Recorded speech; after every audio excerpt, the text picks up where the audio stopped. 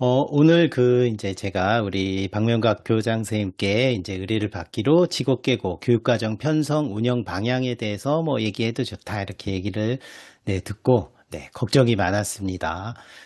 생각도 짧고 말도 잘 못하는 제가 이렇게 전국의 전문가 분들 앞에서 얘기를 한다는 게 굉장히 부담스럽습니다. 그래도 용기를 내서 조금 수다처럼 떠들어 보도록 하겠습니다.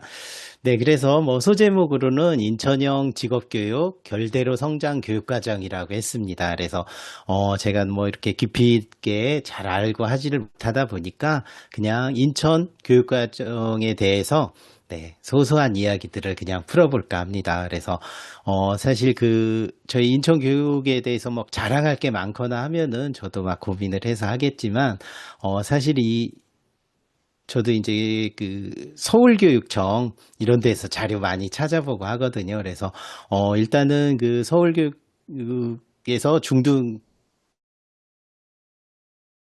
들어서 운영하는 것도 굉장히 부럽습니다. 사실. 그래서, 그냥 우리 인천 직업교육의 교육과정의 담론에 대해서, 타산지석이 되면 좋겠다 하고 용기 내서 시작해 보도록 하겠습니다. 저 자기소개부터 하고 시작하겠습니다. 이름은 이규열이고요. 저는 전자 전공입니다. 그래서 전자교과에서 만 한우물을 파고 살았습니다. 그리고 외모가 참 동안입니다.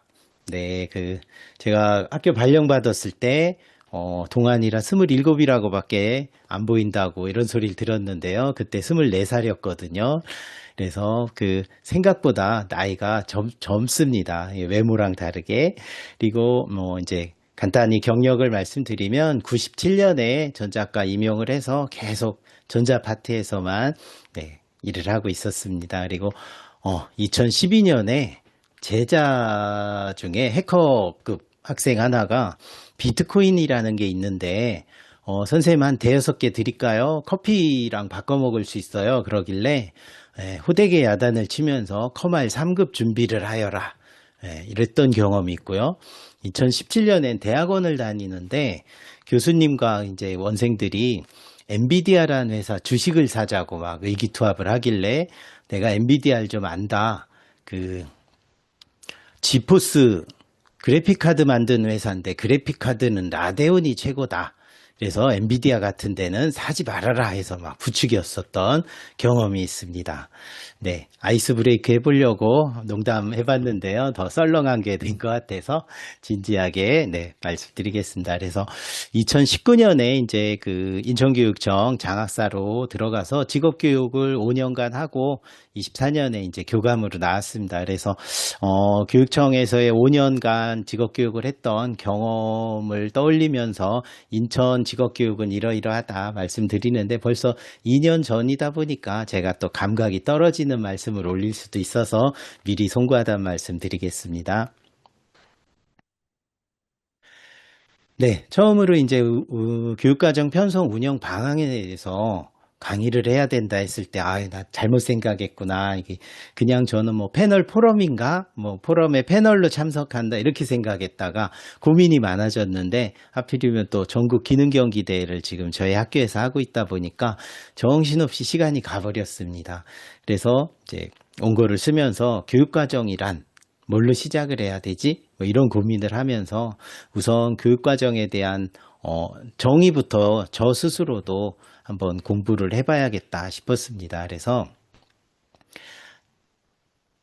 교육과정의 범주 뭐 이렇게 한번 제목을 정해봤고요.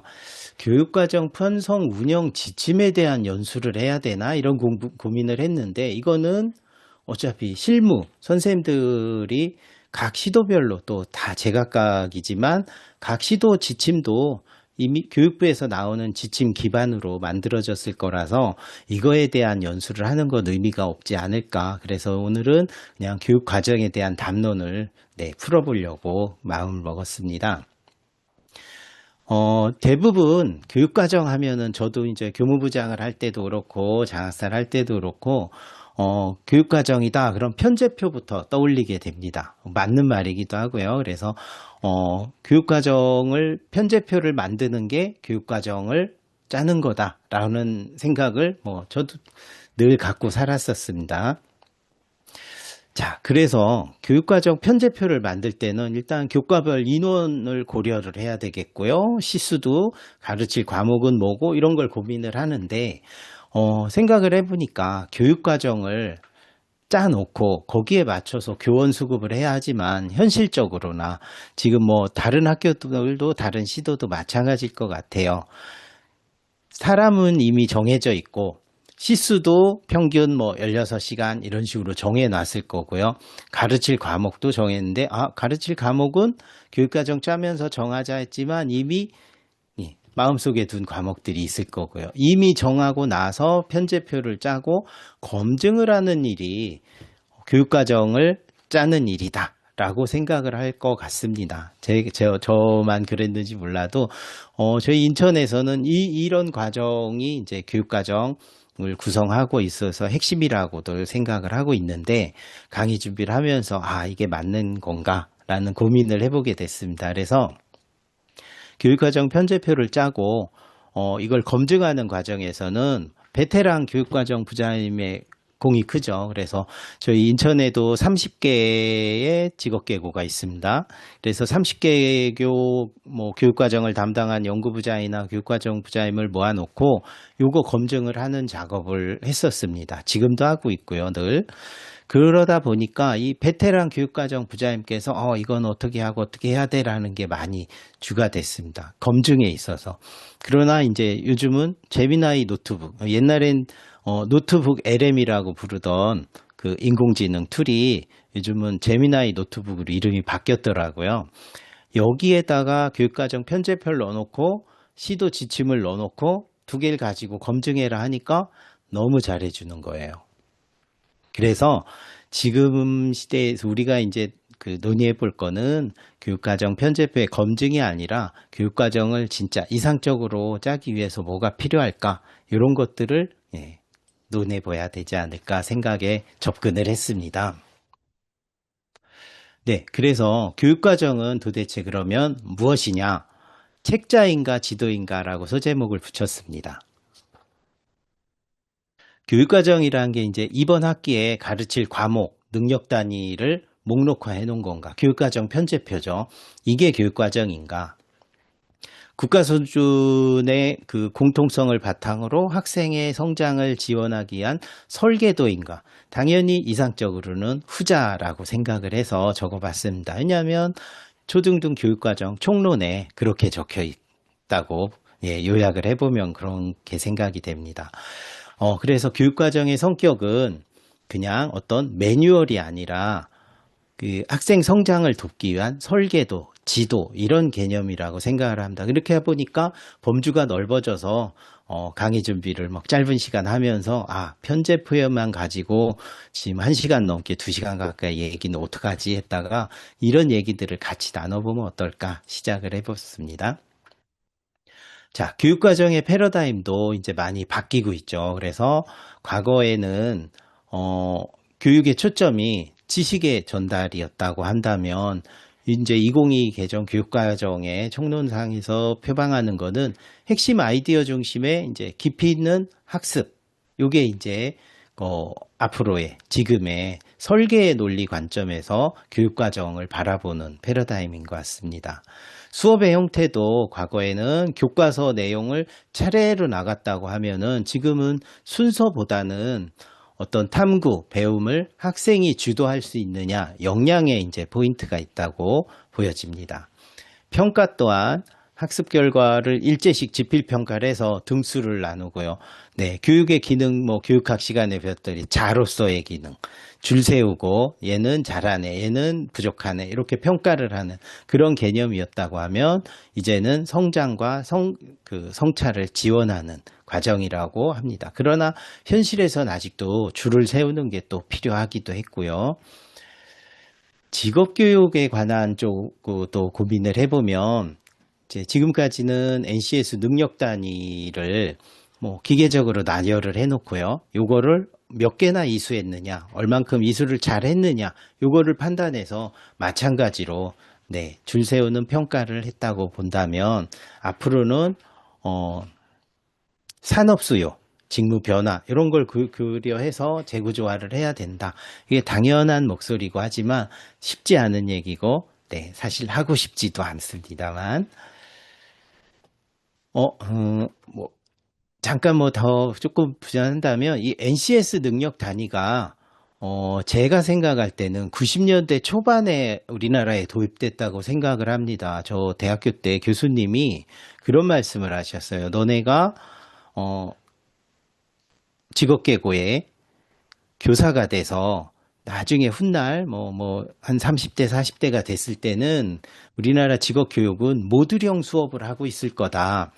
그 국가 수준 그 능력 단위라는 표현은 그땐 쓰진 않았지만 직무를 분석을 해서 산업체의 직무를 분석을 해서 직업계고의 교육 과정에 반영을 해야 된다. 그래서 예측을 하기로 교사들은 한 6개월 정도는 회사를 다니다가 교직에 돌아와서 또 몇 년간 학생들을 가르치고 또 산업 현장에 나가서 또 일을 해보고 이런 식으로 하고 뭐 독일에서 시작을 했지만 산업체 직무를 다 잘게 쪼개서 직무를 하는 데는 어떤 작업이 필요하다를 정리를 해놓는 거를 독일은 하고 있다. 이미 해서 활용을 한다. 우리나라도 그런 걸 도입을 해야 된다라고.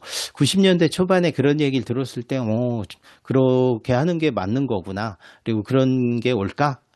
교직에 들어와 보니까 교과서를 가지고 순서대로 가르치는 거고요. 산업체는 고려도 하지를 않았던 것 같아요.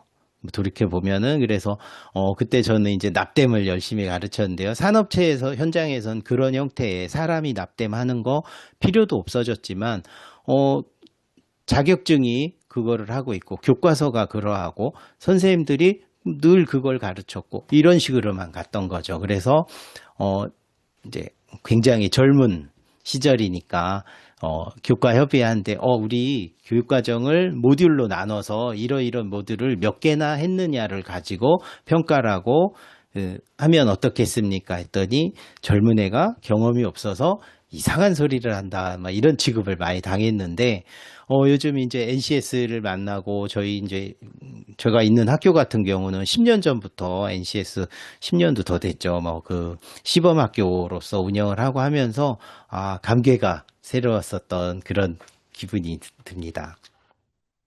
네, 그래서 이제 직업계고 교육과정 쪽으로만 또 한번 들여다보면요.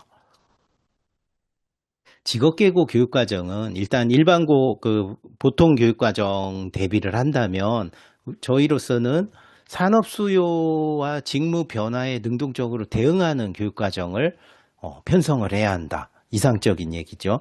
취업 역량, 경력 개발까지, 졸업 후의 경력 개발까지도 고려를 하는 교육과정을 구성을 해야 된다. 게다가 보통교과, 전문교과의 정합성도 고려를 해야 된다. 그리고 전문교과는 수학이 많이 관련되니 수학 편성을 고려를 하고 막 이런 것들이죠.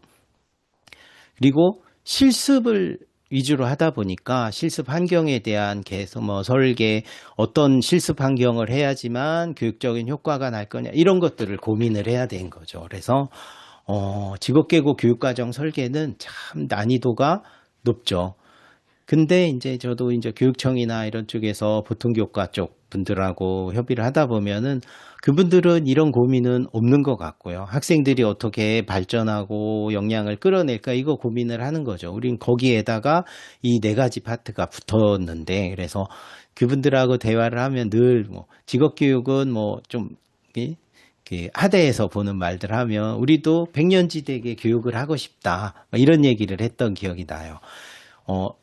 다른 영역에서는 진짜 학생의 먼 미래를 보고 교육과정을 편성을 했을 때 이게 잘 편성을 한 거냐 만 거냐가 평가를 받는 시점이 굉장히 먼 훗날인데 이 직업교육은 백년지대계가 아니라 백일지대계가 되는 거죠. 지금부터도 당장 석 달쯤 뒤에는 취업률이 얼마냐를 가지고 매일매일 따지게 될 거니까요. 그래서 우리의 교육과정은 굉장히 평가받는 시기가 짧다 보니까 굉장히 고민도 많고 어렵다고 네, 다 같이 공감하실 것 같습니다. 네, 이제 인천 교육과정에 대해서 이제 그 방향은 이러이러합니다. 이런 얘기를 하면서 인천 교육과정의 방향을 얘기를 하면서 뭐 교육과정에 대한 담론을 풀어볼까 이렇게 생각을 하고 있습니다. 네, 인천교육청에 있을 때 또는 이제 올해도 그렇고요. 인천은 그 30개 직업계고의 교육과정 담당 선생님들이 모여서 협의를 합니다. 1년에 한 두 번 정도 협의를 하는데 연수 형태로 하고 있죠. 그래서 뭐 지침에 대한 전달은 당연한 거고요. 그 이외에 뭐 우수 사례나 이런 것들을 공유하고 있는데요. 그 직업계고 교육과정 담당자 연수에 목차입니다, 이게. 그래서 직업계고 교육과정에 있어서 운영 계획에 대한 것들의 지침적인 부분, 뭐 보통교과, 전문교과의 지침 전달 연수를 하고요. 그 다음에 교육과정 편제표, 이제 인천 나름대로의 편제표가 있죠. 그것들을 네, 서로 공유를 하고 뭐 편제표를 거기서 또 의견을 나누면서 만들어 갑니다.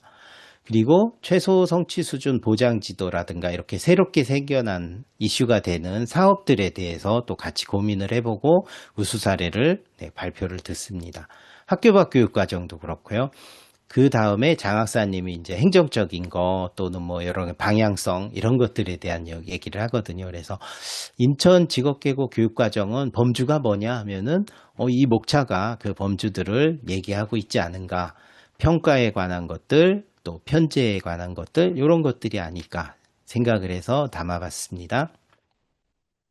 네, 직업계고 인천에 좀 국한된 얘기긴 하지만요.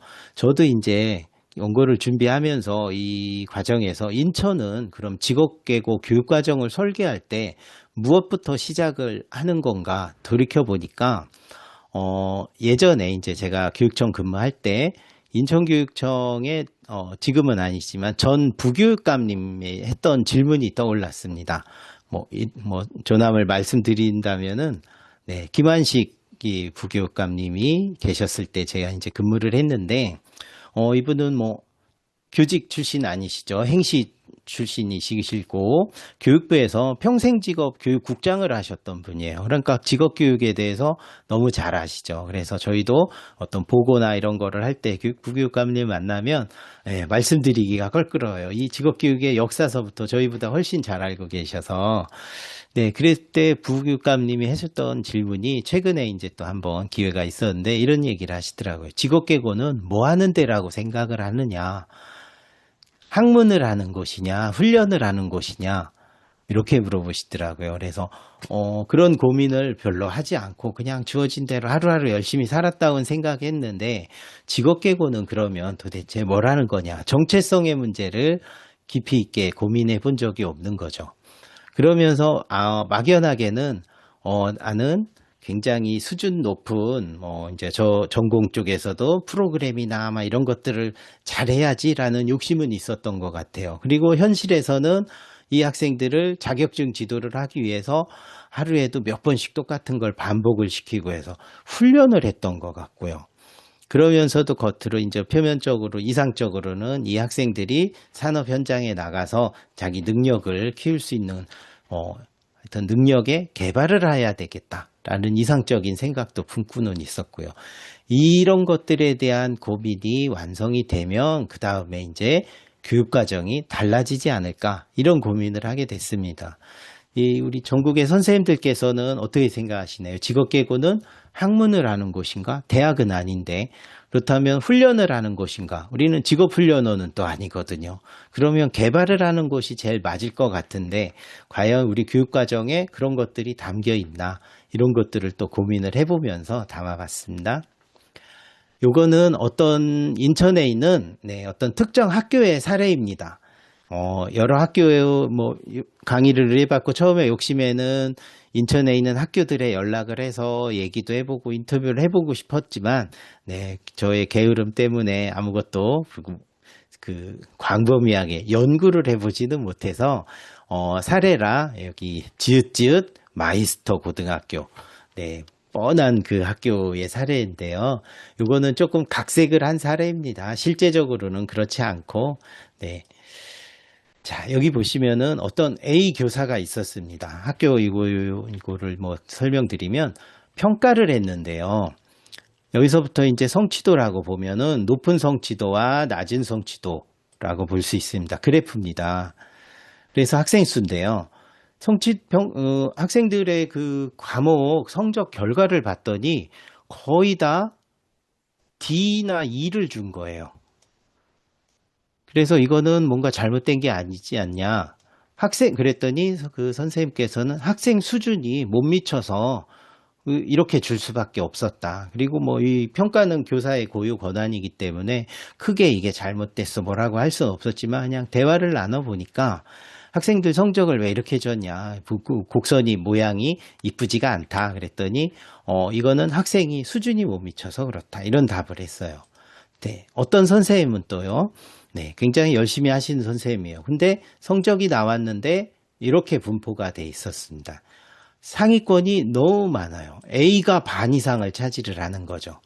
그래서 선생님께 A가 너무 많지 않냐. 그래서 너무 쉽게 사는 거 아닌가라는 뉘앙스로 그냥 애들 평가를 너무 잘 주면 어떡하느냐. 그랬더니 학생들이 지읒 고등학교 학생들이 굉장히 성실하기로 유명하거든요. 학생들이 성실해서 정해놓은 수준에 모두 도달했는데 당연히 A를 줘야죠. 라고 얘기를 하는 거예요. 또 맞는 말이기도 하고요. 어떤 선생님은 참 이쁜 정상분포 공선이 나옵니다. 그래서 너무 잘했다 싶지만 이래서 이분이 이제 이게 맞는 사례가 아니냐 사람들과 공유를 했더니 저분은 그분도 하는 거예요. 학생이 뭐 잘하는지 뭔지 잘 모르겠고요. 그 정상분포로 나오는 게 중요하다고 했으니까 정상분포가 나오도록 점수를 다 수행평가도록 그렇게 줬기 때문에 이런 예쁜 곡선이 나왔습니다. 어떤 교사가 가장 이상적이고 잘하고 있느냐? 모두 잘하고 있는 선생님들입니다. 나름대로 철학도 이유도 있고요.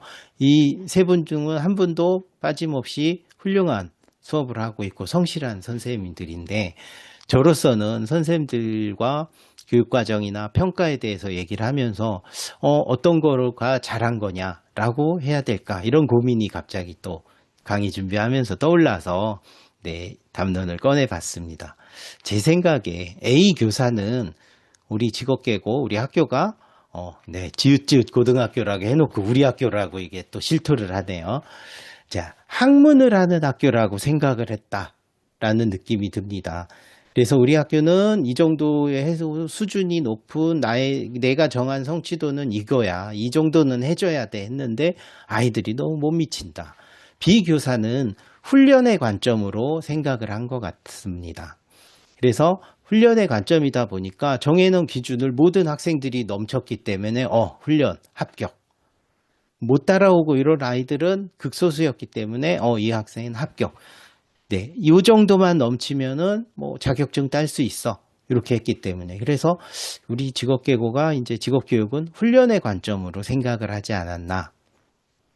네, C 교사는 네, 훌륭하게도 이렇게 정상분포 곡선을 만들어냈는데, 또 잘했다라고 생각을 했는데 또 어떻게 보면은 이분은, 교사라기보다 그냥 행정가가 아니었을까. 이 결과는 이런 정상분포 곡선이 나오는 게 이상적이기 때문에 학생들이 역량이 어떻게 됐느냐, 취업에 뭐 이런 것들의 고려보다는, 정확한 정상분포이 나오는 평가를 했다. 이게 나는 잘한 거다. 이렇게 해서 이분은 행정가로서의 면모를 보여주지 않았나. 네, 그렇게 생각을 해봤습니다. 자, 그래서 저는 이제 요거는 진짜 개인적인 사례일 거고, 인천의 이 지읒 고등학교에 국한된 사례일 수도 있습니다. 그 세 선생님들한테 이제 제가 요청을 했습니다. 이런 곡선을 만들어 달라고 했어요. 이런 곡선이 나올 수 있게 교육과정을 편성을 하고 능력 단위를 배치를 하고 평가를 하고 수행평가 주제도 정하고 고민을 해라. 이 교사가 그냥 결과가 이래요 하고 말면은 교사로서의 책무를 다했다고 할 수가 있겠느냐. 우리 교사라면 굉장히 연구를 해서 이런 곡선의 분포를 만들어 달라 이렇게 했습니다. 네, A, B 쪽이 굉장히 좀 많죠. 그렇다고 해서 완전히 쏠린 건 아니고 완전히 또 종 모양의 네, 이상적인 곡선도 아닙니다. 그렇다고 해서 또 많이 부족한 아이들이 있는 것도 아니고 거의 통과는 과반수 이상 통과는 했으나 이 정도가 나오게 해달라. 이유는 이쪽 영역에서는 취업에 관련된 영역이라고 저희는 생각을 합니다. 취업을 할 때 학생들이 다른 학교와 뭐 어쨌거나 경쟁을 하게 되죠. 우리는 뭐 대입 경쟁에 뭐 논의를 할 건 아니지만 이 직업교육의 목적은 취업을 산업 현장으로 바로 나갈 수 있는 인재를 키우는 것이기 때문에 취업에 유리한 교육 과정을 짜야 한다고 생각을 했기 때문에 뭐 성적이 좋은 애들, 우수한 애들이 많아야 된다고 생각을 했습니다. 그리고 이 전체적으로는 서열화도 필요하다고 생각을 합니다. 후학습을 할 때, 이, 저희 마이스터고 학생들이 성실하고 해서 취업도 잘 되고 하는데 나중에 후학습에서 그렇게 유리하지 않고 벽에 부딪힐 때가 있습니다. 취업에서도 그렇고요. 아까 전에 그 학문적인 관점으로 생각했던 선생님한테 성적을 받은 학생들은 취업을 하는데 공기업 입사, 뭐 공무원을 희망을 했던 학생인데 A가 하나가 부족해서 지원조차 못한 사례도 있었고요. 굉장히 성실하고 뛰어난 학생인데 그 과목에서는 A를 못 받은 거죠. 전원이 못 받았으니까.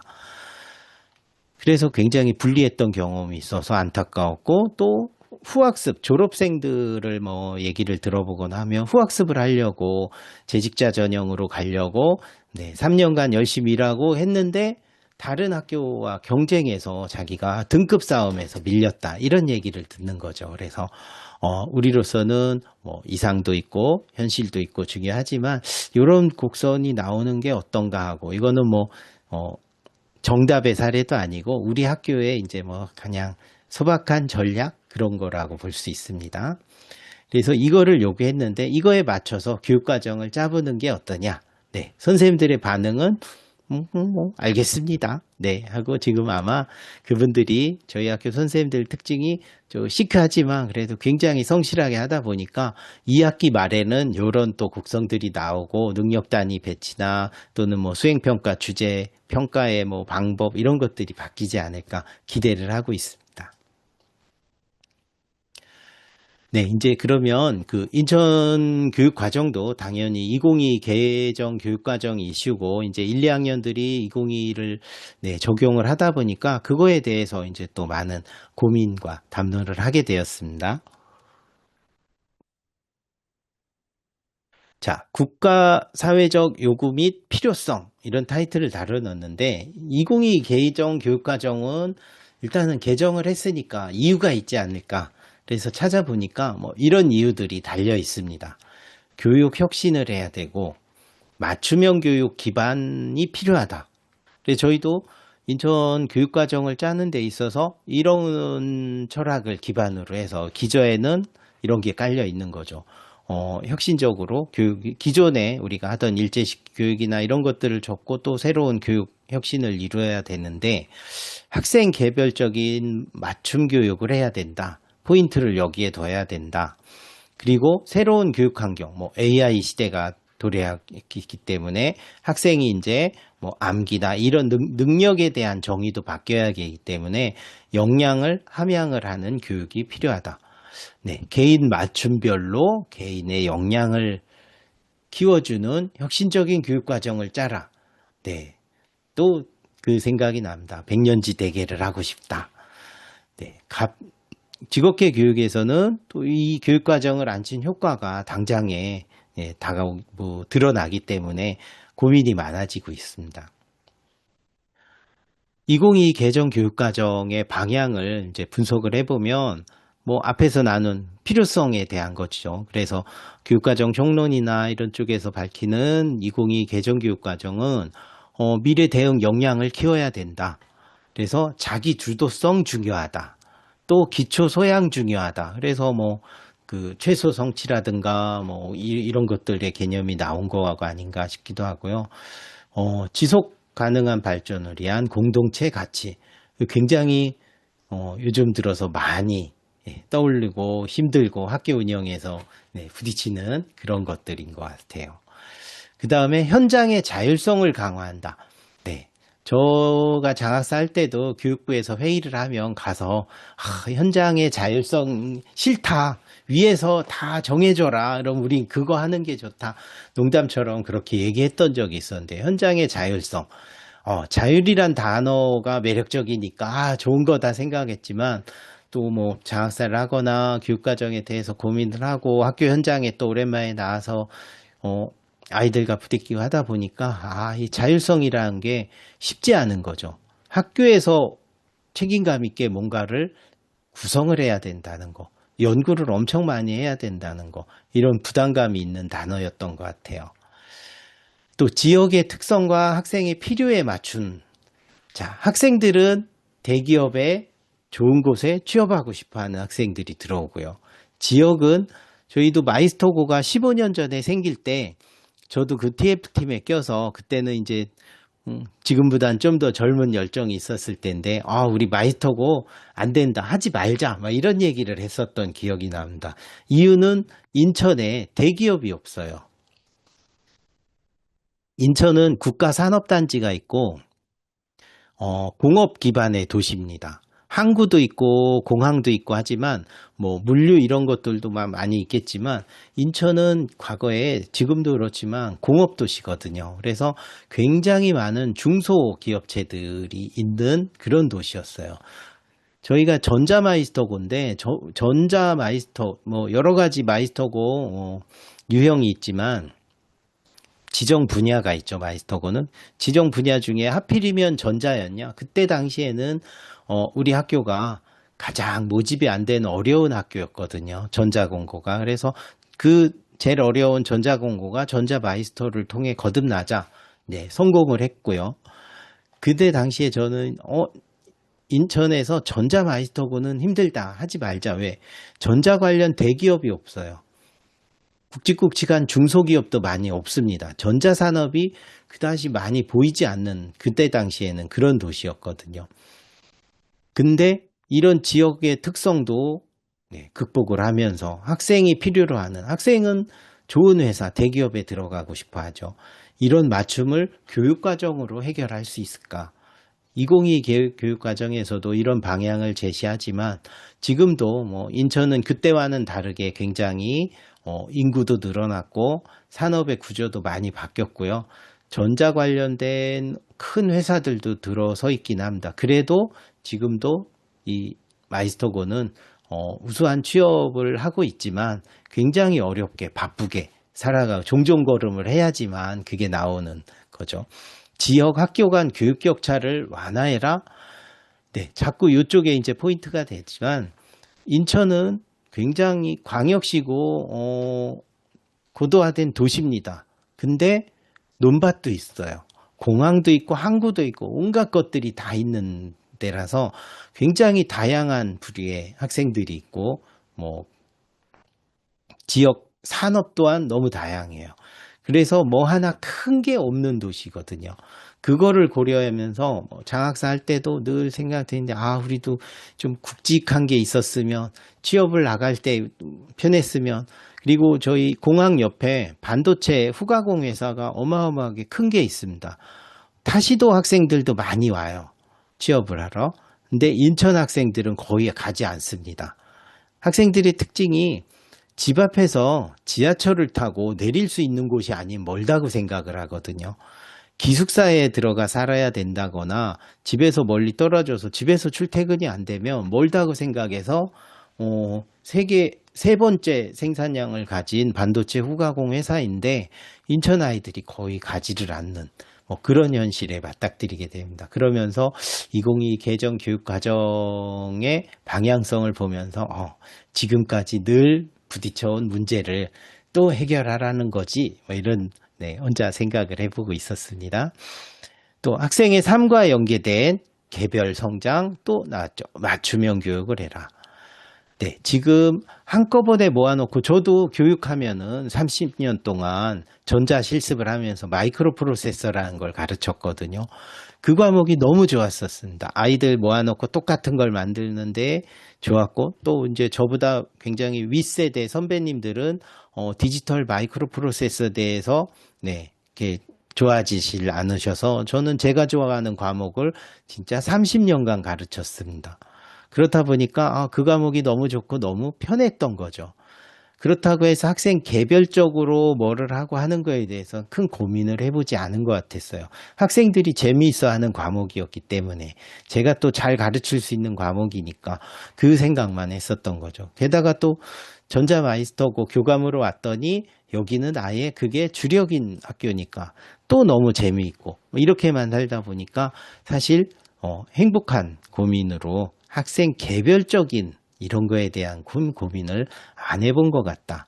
교수학습의 개선이라든가 산업 현장에 맞추 이런 것도 별로 안 해본 것 같은 거죠.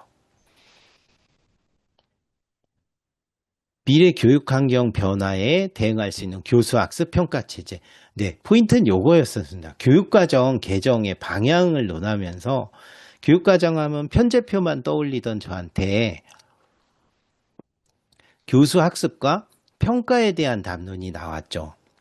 그것도 미래 교육 환경에 맞춰서 핵심인 것 같은 거예요. 그래서 교육과정은 이제 편제표만 생각하던 범주를 넘어서 학생들에게 어떤 역량, 어떤 교수 방법 이런 거에 대한 고민이 필요하지 않을까 그런 생각을 또 해보게 되었습니다. 사전 질문에서도 있었는데요. 2022 개정 교육과정에 변화에 대해서 뭐 설명을 해달라고 이렇게 올라온 글이 있었는데 사실 저는 잘 모르겠어요. 그 질문에서 어떤 NCS 능력자에 새로 추가된 네 가지 이렇게 하는데 어떤 걸 의미하는지 잘 모르겠는데 그래도 우리 논의해 볼 거는 2022 개정 교육과정의 뭐 특징을 보면은 기준학과가 새롭게 생겨났죠. 그 소프트웨어 쪽, 바이오 쪽, 에너지, 소방, 스마트 시티.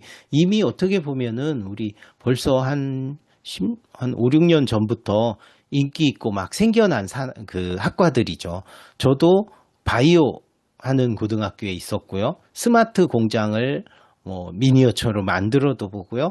소방고를 설립하는데 관여도 했고요. 뭐 스마트 시티 관련된 뭐 저도 뭐 기능반 막 이런 것들을 막 하려고 하면서 여러 가지 자동화 이런 것들 뭐 또 해보기도 했고요. 그것들이 이제 아예 그 교육과정 개정 교육과정 안에 다 담겼다는 거로 기준학과가 분리된 거 이거는 딱 자연스러운 과정인 것 같아요. 기준학과의 분리 조리 식음료 관광 조리와 관광이 같은 건가? 뭐 다른 영역으로 분리된 거는 자연스러운 흐름인 것 같습니다. 네, 여기 화살표를 한번 주목해 봤는데요. 여기 보면은 디자인 쪽 교과군하고 요요 인쇄, 출판, 공예 이쪽 교과군이 이쪽으로 합쳐졌습니다. 저도 예전에 산업학교라는 데서 근무를 했었는데 그때 학과가 두 개 있었습니다. 디자인을 하는 학과가 있었고요.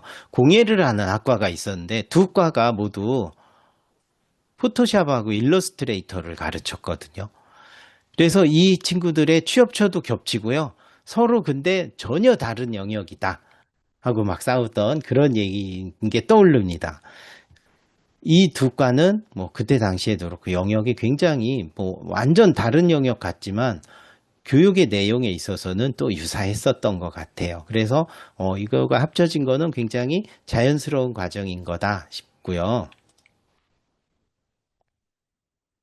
또 하나만 더 이제 조금 시간이 많이 흐르질 않아서 보면요. 여기 식품 가공이 있고요. 합쳐진 화살표를 보면요. 음식 조리가 있거든요. 네. 또 그 이전에 어떤 학교에 근무할 때 이제 교무부장을 하는데, 한과 교과협의회에 들어갔어요. 호텔 조리하는 학과에 들어갔는데 서로 교육과정을 갖고 싸우는 거죠. 조리 자격 선생님들이 있었고 식품 자격 선생님들이 있었거든요. 근데 이 교원 수급 있어서 조리 쪽 선생님들은 가사실업 계열로 분류됐고요. 식품 쪽 선생님들은 공업으로 분류대가 됐습니다. 그러면서 여기가 그 조리 선생님과 식품 선생님이 동수였거든요.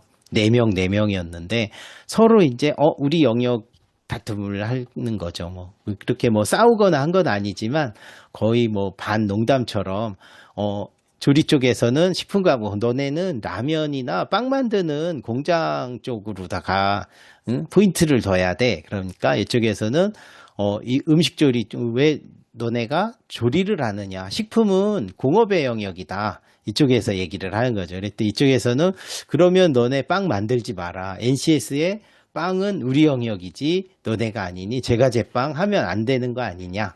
막 이런 농담을 했던 것 같아요.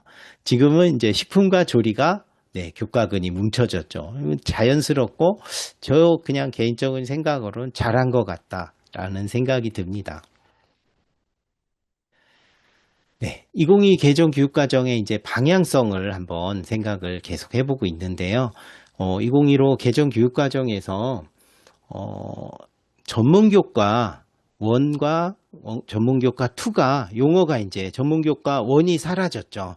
옛날 특목고, 전통적으로는 특목고 하면은 뭐 과학고, 국제고, 외국어고, 뭐 이런 것들을 생각하는데 거기에서 쓰는 전문교과 과목을 예전에 전문교과 1, 우리 직업계고에서 하는 걸 전문교과 2라고 했었는데 지금은 전문교과라는 거는 이 직업계고 쪽 과목으로만 네, 용어가 정리가 된 것 같아서 내심 기분은 좋았던 것 같아요.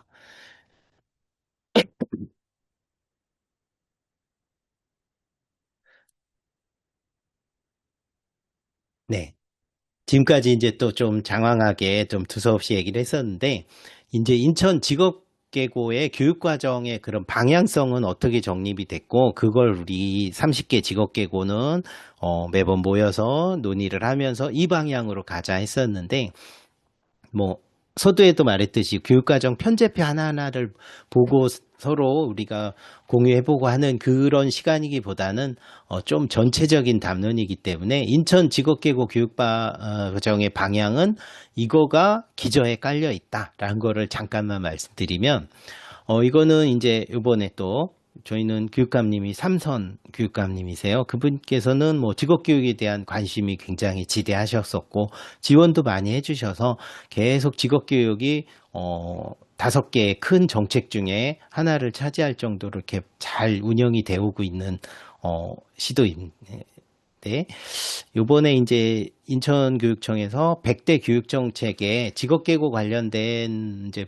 정책이 발표됐을 때 뭐가 있나 봤더니 요 정도 이제 그 분류가 돼 있는 거죠. 진로라든가 진학을 묶어서 직업이 저희는 부서가 같이 돼 있어서 이쪽에서 이만큼 정도가 직업이다 생각을 하는데 인천의 이제 전반적인 교육과정, 교육의 기저에서 뭐 미래 전략 산업 맞춤형 교육을 하고 뭐 이런 것들이 나와 있거든요. 그 중에서 가장 그래도 직업의 색채가 강한 게 요 세 가지라고 생각을 하거든요.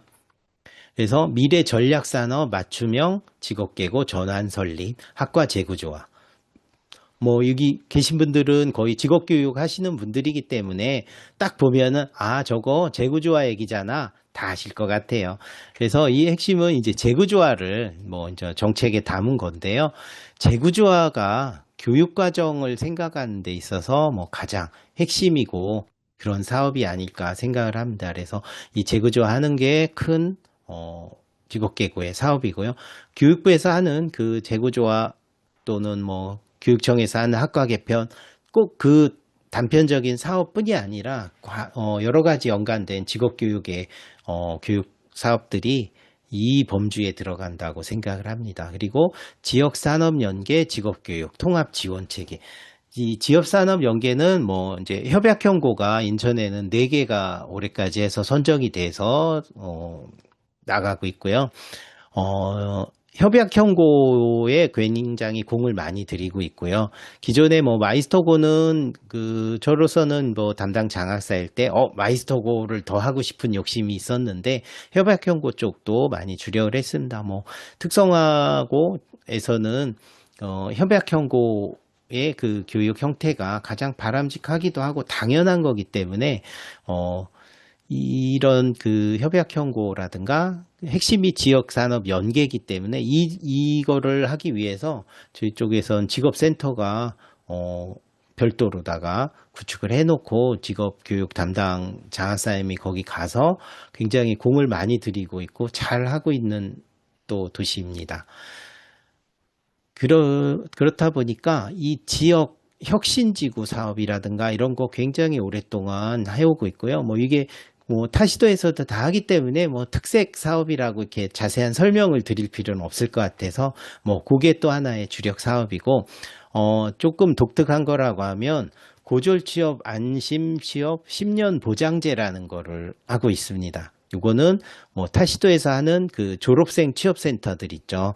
그거랑 비슷한 사업이라고 볼 수 있는데 그냥 졸업생만을 위한 게 아니라 저희는 이제 중학교, 고등학교 졸업 후까지를 쭉 연계하는 하나의 커리어 패스를 관리하는 뭐 그런 형태의 사업입니다. 그래서 요거는 이제 뭐 인천 교육감님께서 핵심 공약으로 직업교육에서 잡고 있는데 저희로서는 요게 이제 뭐 이렇게 관심이 되기도 하고 졸업 후까지 관심을 써주는 것도 너무 고맙기도 하고 잘해보려고 하는 사업입니다. 그래서 어떻게 보면 조금 어디서 낯익은 사업 이름일 수도 있어요. 경기도 쪽에서 예전에 이런 거를 했었거든요. 그래서 비슷한 용어의 사업명이 나오기는 했습니다. 그래서, 요런 쪽 세 가지, 이렇게 인천교육, 직업교육에서는 이 세 가지 핵심 사업을 기저로 해서, 수많은 한 100가지 정도의 사업이 여기에 하위로다가 분류가 들어갑니다.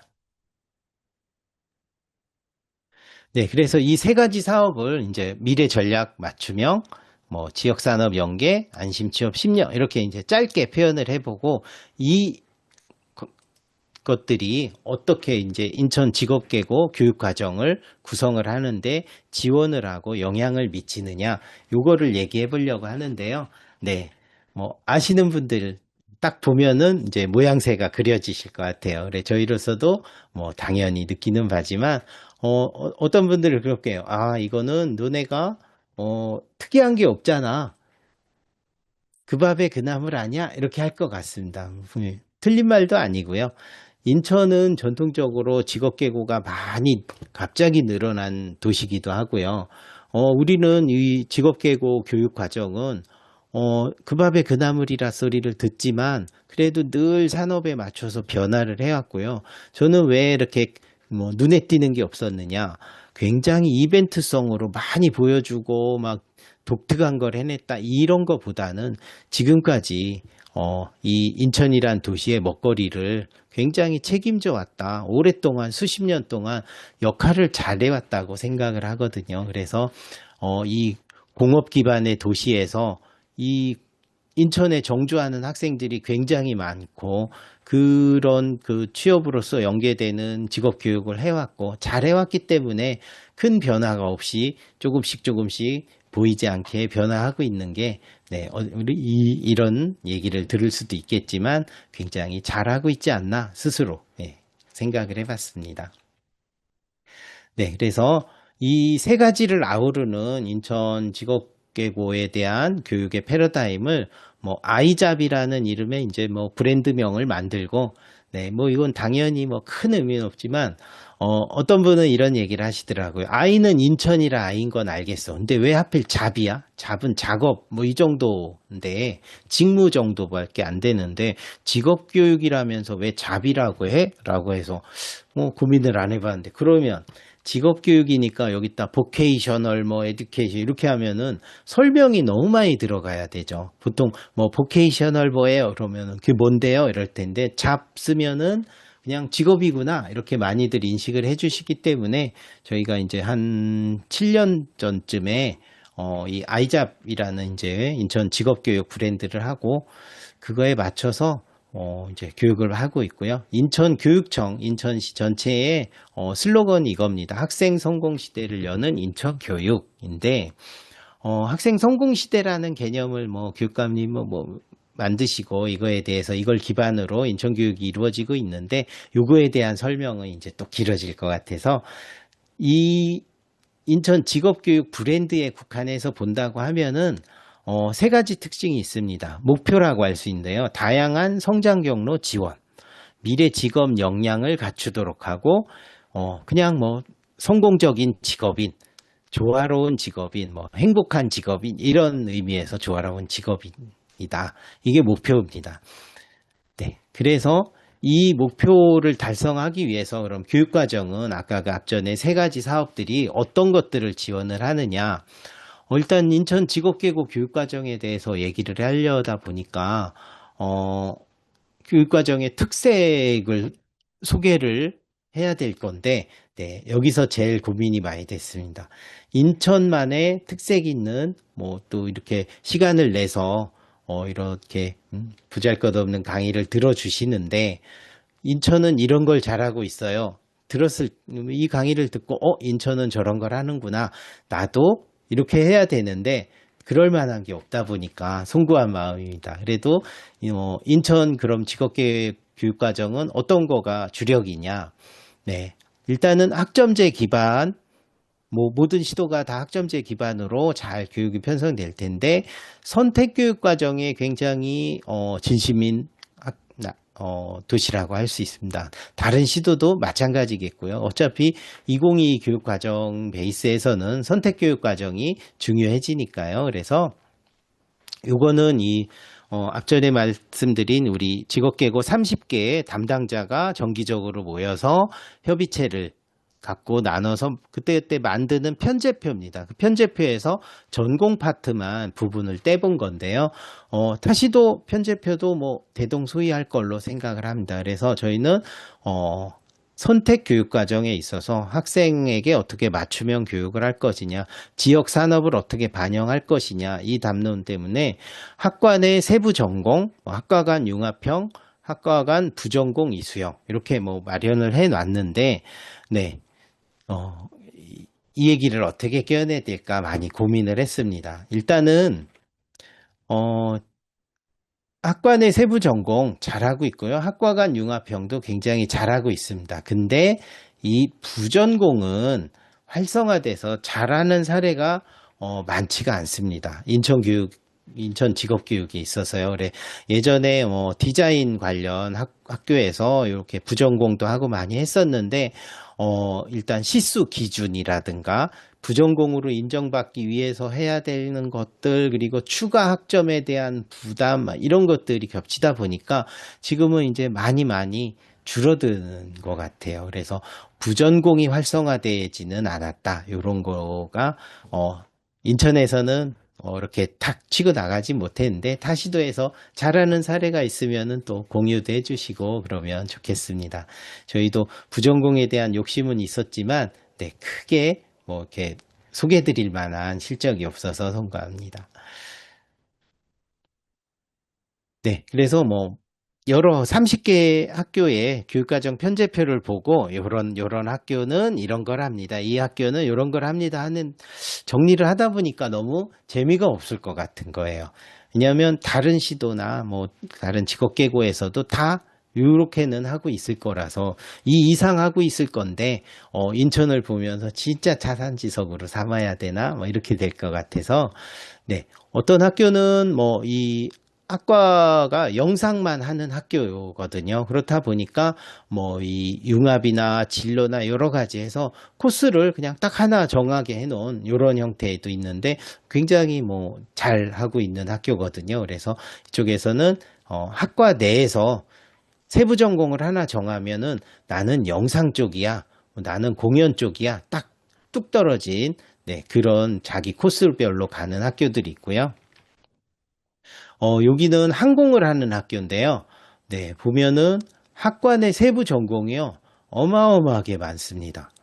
실제로 이렇게 막 하고 있는 거죠. 왜 그런가 봤더니, 이 코스를 선택을 했을 때 그냥 또 학생 개별 다양성을 줘야 되다 보니까 이 항공 분야는 정비 관련한 면장을 어떻게 몇 개를 갖고 있고 어떤 수준의 뭐를 갖고 있느냐가 또 굉장히 중요한 과정인 것 같아요. 그래서 이 학생 개별별로 능력에 따라서 막 그 학생들이 그 정비 자격에 관한 것들을 선택적으로 할 수 있게 굉장히 많은 걸 해놓고 이 학교는 실제로 보면은 학과 내 세부 전공도 세부되지만 학과 간 굉장히 많은 교류를 하면서 하는 저 공립학교 입장에서는 야 사립학교니까 저렇게 열심히 되는 거 아니야? 뭐 우리는 저렇게 많이 펼쳐놓고 할 수 없을 것 같은데 하는 그런 학교도 있습니다. 그리고 이 학교 같은 경우에는 이제 학과 간 융합을 굉장히 잘하고 있는 학교인데요. 가사 실업 계열 학교였던 것 같아요. 그래서 뭐 디자인 계열도 있고요.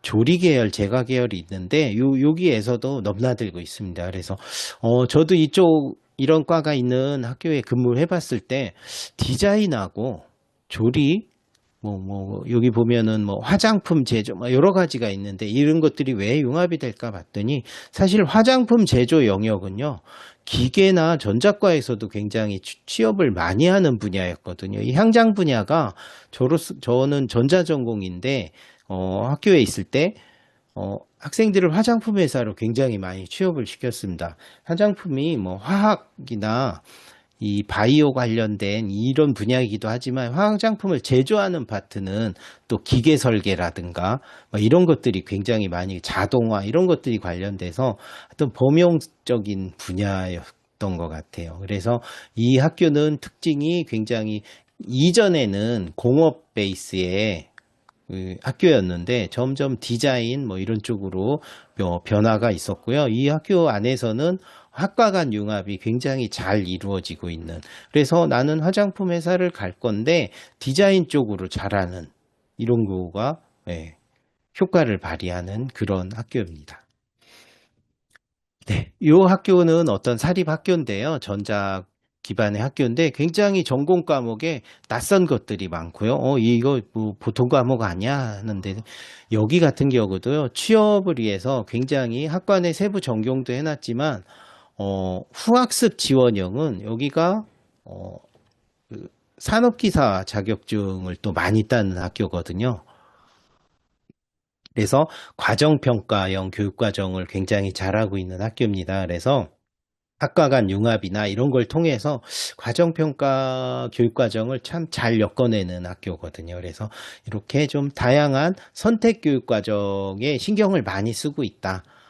사실 다른 시도의 것도 궁금했지만, 기회가 없고 시간이 없어서 못 봤지만, 이거는 차후에라도, 너네는 우리 시도 것도 좀 참고해봐라 하고 알려주시면 좋겠습니다. 우수 사례라고는 할 수는 없어서 그냥 특색은 이렇다고 말씀드렸고요.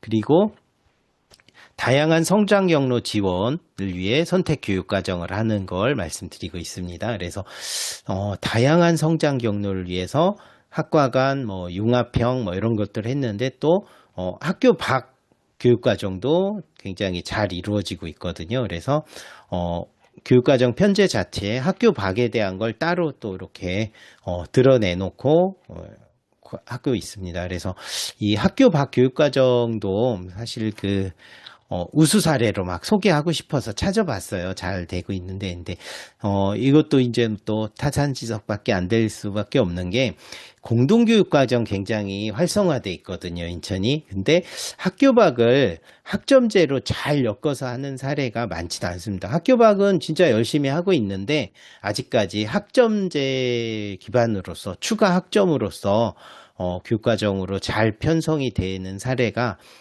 크게 눈에 보이지는 않아서, 이렇게 해서, 인천의 우수 사례로 소개를 못 드리는 게 조금 아쉽기도 하고 부끄럽기도 합니다. 근데, 이 학교 밖 중에 저 공동실습소, 모든 시도에 있지만 인천에서는 굉장히 변화가 빠르게 움직이고 있습니다. 예전에는 인천의 공동실습소가 굉장히 어르신들이 모여있는 그런 곳이었는데 지금은 젊은 선생님들이 스마트 팩토리를 기반으로 해서 모든 공업계든 가사실업이든 이런 학교들이 공통으로 관련할 수 있게 인공지능과 자동화, 스마트 팩토리 이런 것들을 잘 엮어서 새롭게 막 이렇게 변화를 꾀하고 있고요. 다른 시도도 마찬가지지만 대학이라든가 어떤 지역 유관 기관들과 뭐 교류 협력하는 학교 밖 교육과정 잘하고 있고요. 또 뭐 저희 학교 같은 경우도 마이크로 교육과정을 하고 있는데 그거를 학교 밖으로 엮어서 뭐 잘 추진하고 있습니다. 근데 저희가 또 워낙에 학교가 정신없이 바쁜 학교다 보니까 학점제로 추가 학점으로 안 쳐야지라는 뭐 고민을 조금 덜 하고 있었습니다. 근데 올해부터는 그것도 욕심을 내서 하려고 하고 있고요. 그래서 마이크로 교육 과정으로 인근에 있는 대학에서 학교 밖 교육 과정을 하고 있는데 추가 학점으로 지금 안 치는 작업을 하고 있습니다. 네, 그래서 그 학교 밖 교육과정도 열심히 하고 있어서 다양한 성장 경로 지원을 하고 있다. 이렇게 생각을 하고요. 인천에서 이제 다른 교육과정 부장님들이나 다른 뭐 또 담당 장학사나 이렇게, 나 강의해야 되는데 인천 자랑거리가 뭐야? 그랬더니 없는데? 그래도 그 명색이 교육과정 강의고 인천에 뭐 잘하는 거는 소개해야 되잖아. 그랬더니 어떤 분이, 우리 공동교육과정 인천에서 꿈드레란 이름으로 제일 먼저 시작했어. 네. 근데 알아봤더니 아니더라고요. 예, 여기도 계실지 모르겠지만 저희 옆에 있는 시도가 제일 먼저 했더라고요. 그래서 인천이 그래도 빠르게 한 편이긴 하고요. 저희는 뭐 모든 시도에 있죠. 공동교육과정은. 인천의 공동교육과정은 브랜드명이 꿈드레입니다. 그래서 꿈드레 공동교육과정이라고 하고요. 다른 시도도, 뭐, 어차피 교육부에서도 이런 용어를 쓰기 때문에, 거점형, 밴드형, 뭐, 온라인형, 이렇게 돼 있습니다. 예. 거점형은 어떤 학교가 과목을 개설하고, 다른 학교들이 이렇게 신청해 듣는 거죠. 그리고, 밴드형은 몇몇 학교가 의기투합을 해서 묶어서 교육과정을 하는 거고요. 온라인형은 인천에 온라인 학교가 있습니다. 정식 학교인데 온라인 교육만 하는 학교예요. 그래서 온라인 학교 주관으로 해서 온라인형으로 공동교육과정을 구성해서 하고 있고요. 굉장히 많은 교육과정이 이루어지고 있습니다. 그래서 인천의 꿈들의 교육과정이 올해는 뭐 제가 기억하기로 인천에는 128개 고등학교가 있는데 그 중에 한 120교 정도가 여기 차지하니까 거의 모든 학교가 꿈들의 공동교육과정에 운영을 하거나 참여를 하고 있는 거죠. 인천 관내 고등학교는 거의 다 한다고 볼 수 있고요. 한 600개 정도의 과정이 운영이 되는 걸로 알고 있습니다. 저희 학교에서도 과정을 6개 정도 운영을 하고 있는데요. 주말과 방학 뭐 이런 때 하고 있습니다. 그래서 인천의 가장 특징이라고 하면 사실 타시도 상황을 잘 모르기 때문에 인천에서 요게 제가 이제 장학사 할 때 이거를 추진을 하기도 했었고, 관련된 거를 또 같이 옆에 파트너였던 장학사님이 막 하는 거를 보면서 직업계고와 일반고의 교육과정이 서로 교류하는 게 쉽지는 않았고 했는데 한 4년 정도 된 것 같아요. 그때 직업계고랑 일반고 여기를 경계를 낮추고 서로 교육과정을 공동교육과정으로 엮어서 이수를 해서 지금은 굉장히 일반적인 게 됐고요. 저희 학교에서 개설한 6개의 전공 교과가 거의 우리 학교 학생들보다는 또 직업계고 학생보다는 일반고 학생들이 한 90% 정도 차지를 하고 있어요. 뭐 일반고 학생들은 당연히 이제 수시 전형에서 유리하기 위해서 와서 하는데 그래도 저희로서는 굉장히 우리의 색채가 진한 전공을 차려놨고 일반고 학생들이 와서 많이 듣고 하는 것 보면은 꿈들의 공동교육과정의 취지를 우리 학교도 잘 살리고 있지 않나 생각을 하고요. 우리 학교 학생들이 일반고에 가서 꿈들의 공동교육과정에 이수하는 거는 조금은 적습니다. 그래서 드러내기는 창피하고 그래서 화살표 개수만 크기만 조금 다르게 표시를 해놨는데요. 직업계고와 일반고가 서로 교류를 하면서 이제 교육과정을 공유하는 꿈들의 공동교육과정이 굉장히 활성화되어 있고 잘하고 있다라고 자랑을 합니다만 다들 하고 있는 거를 자랑할 수밖에 없다는 게 조금 그렇긴 합니다. 그 다음에 이제 미래 직업 역량을 갖춘 직업교육. 그래서 뭐 직업교육 혁신지구 사업은 뭐 초창기부터 지금까지 굉장히 잘하고 있고요. 제가 담당 장학사였을 때 가장 못했고 지금은 이제 뭐 최우수 시도로 이렇게 평가받기도 했고요, 작년에. 그 다음에 저희가 또 창업 관련된 교육과정, 요거를 굉장히 신경 쓰고 있습니다. 그래서 뭐 교육감님의 큰 공약 중에 하나기도 해서 이 창업교육 지원 센터를 가지고 있고요. 직업교육 파트에서 이 창업 관련된 교육 지원을 굉장히 많이 하고 있습니다. 그래서 저도 이제 뭐 이거 초창기 관여를 하면서 이름을 글로벌 스타트업 학교 이렇게 해갖고 네, 구성을 해놓고 초등학교, 중학교, 고등학교 뭐 구분 없이 아이들을 교육을 하고 있습니다. 그리고 또 특별한 직업계고들도 많이 양성을 해서 인천에는 마이스터고가 많지는 않습니다. 인천 해사고라고 해서요. 해수부 산하에 이제 그 해기사를 양성하는 어, 마이스터고가 하나 있고 저희 전자 마이스터고가 하나 있고 두 개밖에 없습니다. 인천에. 그리고 협약형고는 좀 많은 편이에요. 협약형고는 3년 동안 한 4개 학교가 지금 지정이 된 상태고요. 각각의 아주 그 선명한 특징을 가진 학교 4개가 협약형고로 있습니다. 바이오 쪽, 또 그다음에 뭐 항공 쪽, 이번에는 또 이제 물류 쪽 뭐 이렇게 해갖고 전자 쪽도 있고요. 4개가 들어왔습니다. 그리고 학과 개편과 재구조화가 뭐 사실은 교육 과정을 혁신하는 데 있어 가장 밀접한 관련이 있는 사업이죠. 그래서 이 학과 개편이나 재구조화가 굉장히 치열하게 이루어지고 있습니다. 그래서 해마다 이 시즌이 되면은 저도 외부위원으로 참여도 하고 저희 학교 또 이제 재구조화 심사도 받는데요. 예, 늘 친하게 지내던 사람들이 심사위원으로 와서 네, 힘들게 괴롭히고 하는 모습을 보면서 우리 너무 잘하고 있는 거 아닌가 이렇게 생각을 할 때도 있었습니다. 그리고 아까 잠깐 말씀드린 공동실습소, 네, 굉장히 네, 젊고 변화가 빠른 공동실습소로 운영이 되고 있고요. 여기에서 AI라든가 이런 것들을 벌써부터 하고 있고 이제는 모든 학교들이 뭐 여기서 하는 형태가 보급이 됐다 볼 수도 있고요. 조화로운 직업인이라고 되어 있는데요. 자, 졸업 이후에까지 신경을 쓰면서 커리어 패스를 관리를 하자. 그래서 저희 직업교육이 그냥 비단 직업계고 3년 동안에만 집중한 게 아니라 중학교 3년, 고등학교 3년, 졸업 후 4년에서 토탈 10년을 네, 안심 취업 10년 중학교 학생들에게도 굉장히 다양한 뭐 체험이라든가 뭐 우리 직업계고를 방문하거나 또는 뭐 진로 플랫폼도 있고요. 뭐 그 사이버상에서도 굉장히 체험을 많이 할 수 있는 뭐 큰 규모의 플랫폼을 구성을 해서 운영을 해서 중학교 때부터 이 직업에 대한 직업 교육에 대한 관심을 가질 수 있게 또 체험이나 교육 과정에 참여하는 기회를 많이 주고 있고요. 뭐 고등학교 3년의 직업 교육은 아까 말씀드린 대로 네. 뭐 아는 시도에서 하듯이 인천에서도 열심히 하고 있고요. 졸업 후 4년까지가 재직자 전형을 들어갈 때서 안정될 때까지겠죠. 또는 뭐 취업을 해서 경력을 좀 쌓고 안정될 때까지.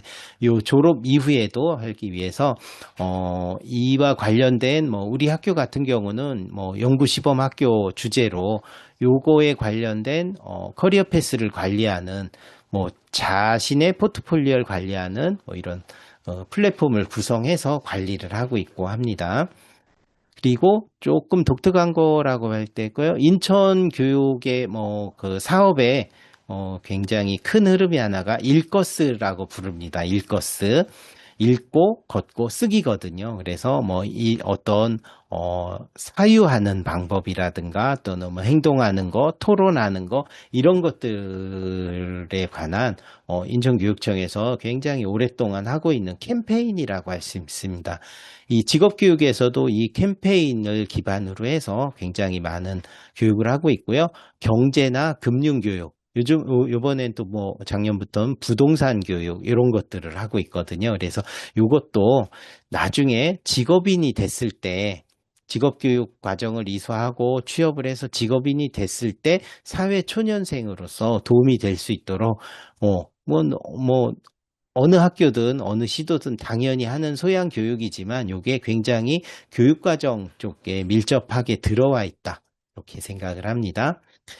그러면은 어떤 특정한 잘된 학교에 대한 소개도 필요할 것 같아서, 말씀을 드렸는데요. 네, 인천 직업계고의 우수 사례를 한번 뭐 말씀을 해주셔도 됩니다라는, 네, 그 말씀을 듣고, 인천 직업계고 우수 사례 하랬더니, 좀 부끄러워서 우수자를 크게 못 붙였거든요. 그래서 이 학교를 예시로 들어서 얘기를 하려고 합니다. 어, 제가 있는 학교고요. 왜 이 학교를 하느냐?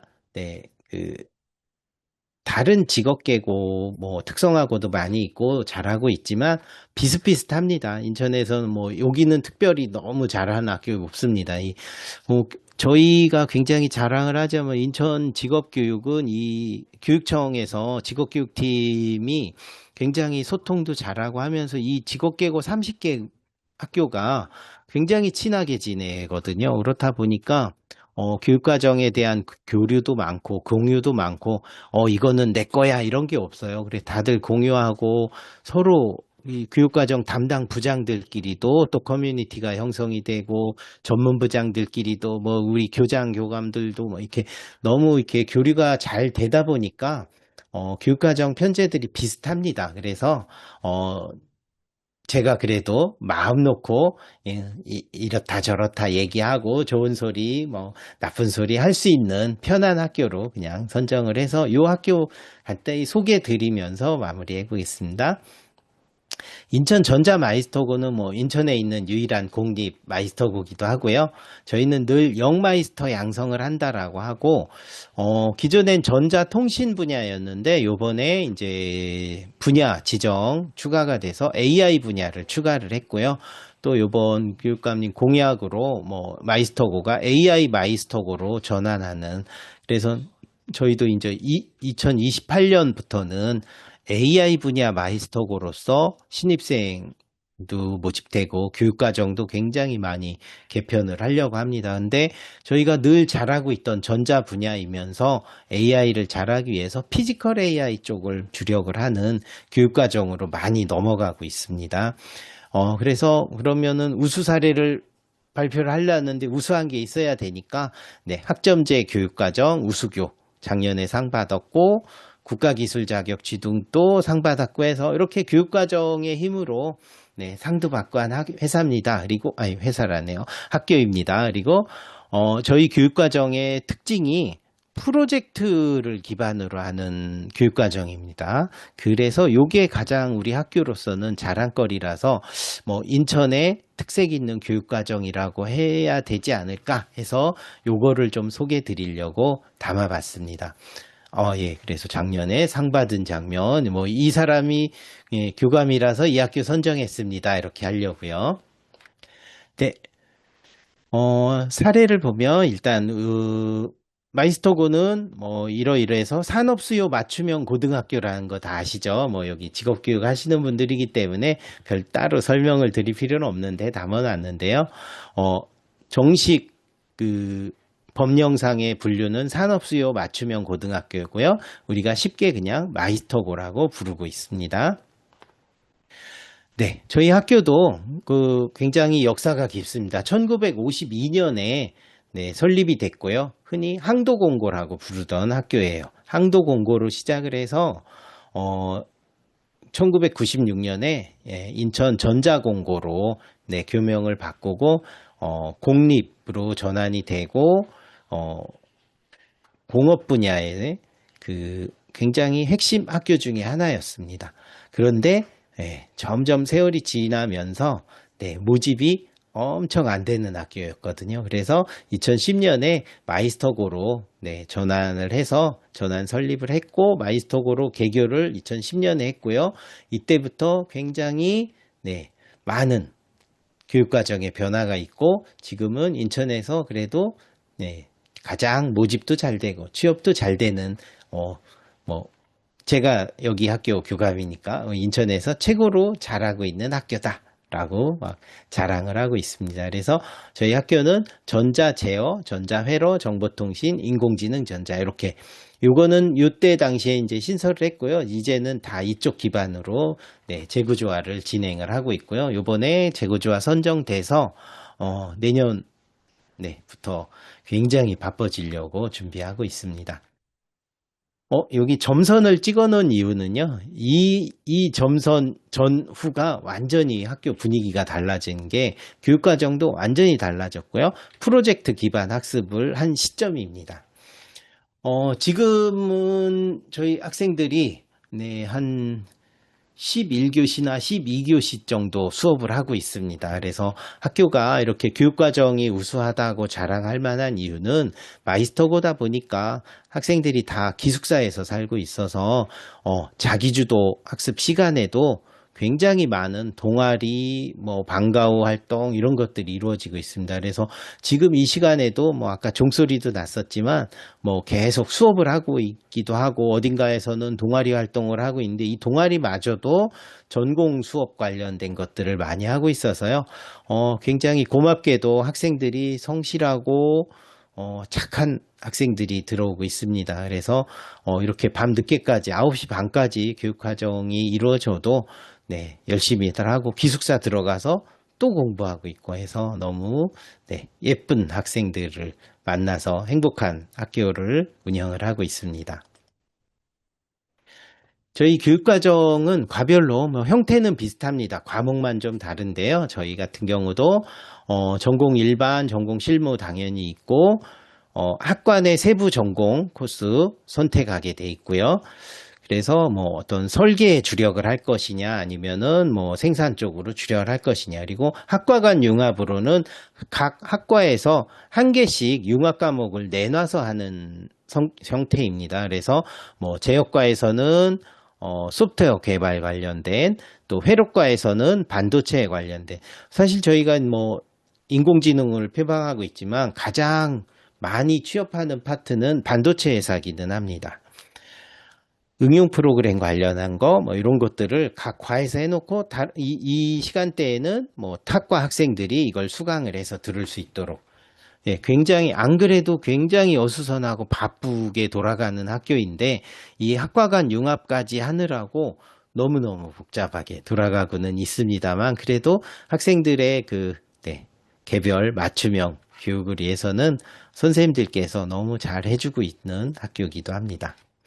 그래서 이 교육과정을 저렇게 운영을 한 성과는 뭐냐라고 봤을 때 일단 취업은 당연히 잘 되고 있고 모집률이 점점 올라가고 있습니다. 올해는 학교 설명회에 작년보다 2배 많은 인원이 온 거 보니까 이보다 더 잘 될 것 같은데 어떤 시도 하나 여기 참석하신 선생님들 중에는 저 정도를 갖고서 그러는데 이게 인천에서 굉장히 좋은 성적이거든요. 1.5대1 경쟁률이 이 대도시에서 나왔다는 것도 저희로서는 많이 선방을 하고 있지 않은가라고 생각을 하고 있습니다. 우리 학교에 이제 교육과정의 특색을 얘기해야 되는데, 편제표에 관해서 얘기를 하면은 그렇게 크게 자랑할 게 많이는 없어 보였는데, 그래도 조금 우수 사례라고 자랑을 해야 된다고 생각을 하면은, 이런 것들, 여러 가지 이제 저희는 M자, 마이스터그라 M자 들어간 프로젝트가 많아서 3가지 큰 덩어리가 있습니다. 그래서 3M 프로젝트라고 부르고 있고요. 그 중에 하나가, 마이스터 글로벌 프로젝트예요. 그래서 글로벌 인재 양성 프로젝트라 해서 저희가 교육과정에 외국어 편제가 굉장히 많습니다. 그래서 영어를 주력으로 하기니까 영어에 대한 선생님도 많고 편제표에서도 꽤 많이 배치를 해놨습니다. 저희가 전자기반 학교다 보니까 수학도 많이 배치를 했지만 영어가 꽤 많이 배치를 한 이유가 일단은 취업에 도움이 되기 위한 거죠. 그래서 글로벌 핵심 역량인 외국어다. 그래서 외국어를 하는데 일본어, 중국어, 독일어 요거 러시아와 아랍어는 요즘 잘 안 하고 있고요. 요 3가지 언어도 방과후 형태로는 개설을 해서 개별적으로 희망하는 학생들 하고 있고 요거에 대한 실적이라고 하면은 독일 쪽 회사 취업을 많이 하고 있는데요.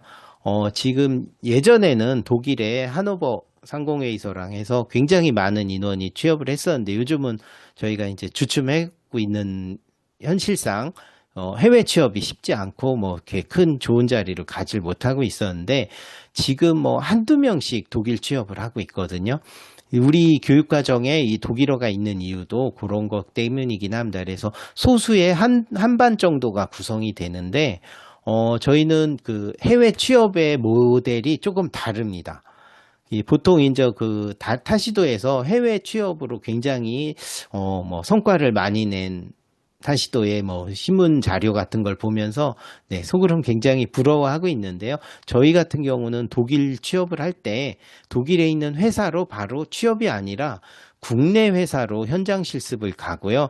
국내 회사에서 해외 주재원으로 파견하는 구조의 해외 취업을 하고 있습니다. 그래서 전자 기반의 학교다 보니까 전자라든가 아니면 바이오 쪽 이런 학교 회사에 국내 법인 회사에 취업을 해서 해외 법인으로 파견을 보내는 주재원으로 보내는 그래서 국내에서 충분한 역량을 키우고 한 6개월 정도 뒤에 해외에 근무를 합니다. 그러면서 해외에 가서 본사의 기술력을 뭐 AS를 하는 그런 역할들을 하는 저희로서는 이게 이제 지금까지 해오던 것보다는 굉장히 독특한 교육 형태이기 때문에 교육 과정에서도 이런 것들을 많이 고려하고 있고요. 뭐 저희가 잘 되게 되면 해외 취업에 또 새로운 패러다임을 이렇게 정립을 해서 해보려고 롤 모델이 돼볼까 하고 하는데 네, 너무너무 힘들고 네, 취업처가 그렇게 많지도 않고 그렇습니다. 네, 외국어 방과후라든가 뭐 실제 토익이라든가 뭐 오픽을 선호하는데 토익이 또 이 회사 취업이나 공기업 쪽에서 요구를 해서 많이 이런 걸 하고 있고요. 국외 현장 체험이나 뭐 이런 어학 연수 막 이런 것들을 많이 하고 있습니다. 그래서 외국어 교육이 저희 교육 과정에 큰 또 축을 이루고 있습니다.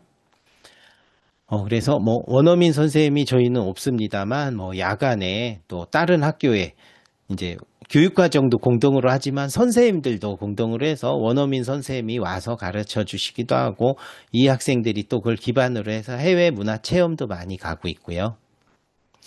그 다음에 저희가 가장 독특하고 뭐 저희 주력 교육과정의 특징이라고 할 수 있는 게 요 MDP라는 마이스터고 디벨로프먼 프로젝트거든요. 그래서 프로젝트 기반의 수업을 합니다. 그러니까 정규 교과 시간에도요. 교육과정 편제상 뭐 무슨 과목이다 해도 그 과목을 풀어낼 때 능력단위 배치도 그렇고요. 프로젝트를 염두에 두고 교육과정을 편성을 합니다. 그래서 우리 학생들이 1, 2, 3학년 때 자기 작품을 쭉 연계를 해서 3학년이 되면은 완성이 되는. 그래서 1학년이 끝났을 때 완성한 작품이 업그레이드 돼서 2학년 끝나고 완성하고, 그게 또 3학년 끝날 땐, 완전 최종 작품을 만들어서 전시회를 하고, 그렇게 하고 있습니다. 그래서 우리 학교는, 이 프로젝트 기반의 교육과정 운영이, 가장 내세우고 있는 자랑거리입니다. 그래서 이 프로젝트를 잘 함으로 인해서 뭐 네이버 계열사에서도 우리 학교에 이제 무슨 논문을 분석해서 프로젝트를 하고 코딩을 하는 대회를 개최를 해서 거기서 1등한 친구는 네, 정직원으로 채용해 가고 하는 여러 가지 연계된 취업처까지 연계되는 그런 프로젝트 활동을 하고요. 모든 학생들이 당연히 참여를 하고 있습니다. 그래서 전공 심화 동아리, 이제 기능반이라고 흔히 부르던 전공 심화 동아리 학생들은 또 별도로 그쪽 프로젝트를 하겠지만 또 각 학과별로 자율 전공 동아리를 두어서 이 학생들이 야간에도 프로젝트를 굉장히 열심히 이어가고 있고요. 모든 학생들이 또 분반 자체가 그 프로젝트를 통해서 작품 개발을 하는 그 과정에 다 속해 있고 그 과정을 정규 교육 과정에서도 담아서 수업을 하고 있습니다. 그리고 그 과정에서 선생님들의 부담이 굉장히 크거든요. 그래서 산학겸임교사 활용 굉장히 많이 하고 있고요. 선생님들이 또 팀티칭을 하는 교육 과정도 많이 편성을 해 있습니다. 그리고 이제 3학년이 되면은 취업을 대비를 하기 위해서 취업을 맞춰서 프로젝트를 하는. 그래서 나는 지금 공무원이 될 거예요. 그러면 우리가 전자 기반 학교지만 전기 관련 프로젝트를 하는 그룹이 또 자연스럽게 생겨나고 거기서 뭐 자격증 공부도 하고 그걸 이용해서 작품도 만들고 그거를 또 발표하고 이 발표 때 와서 참관하는 또 회사에서는 보고 많이 칭찬을 해줍니다. 이게 학생이 만든 거냐? 그래서 맞습니다. 뭐 이 보통의 작품 전시하면 선생님들이 관여해서 많이 뭐 만들어 놓고 저도 젊었을 때는 이제 굉장히 마이크로 프로세서 쪽을 관심이 많다 보니까 학교에서 뭐 작품전을 한다 그러면 뭐 동아리 아이들은 뒷전에 갖다 놓고 간식 먹고 놀고 제가 막 만들어서 하고 했는데 여기는 철저하게 학생이 그룹 프로젝트로 하고 있거든요. 그래서 그런 것들을 추진을 해서 회사 관계자분들이 와서 보면은 굉장히 칭찬을 많이 하고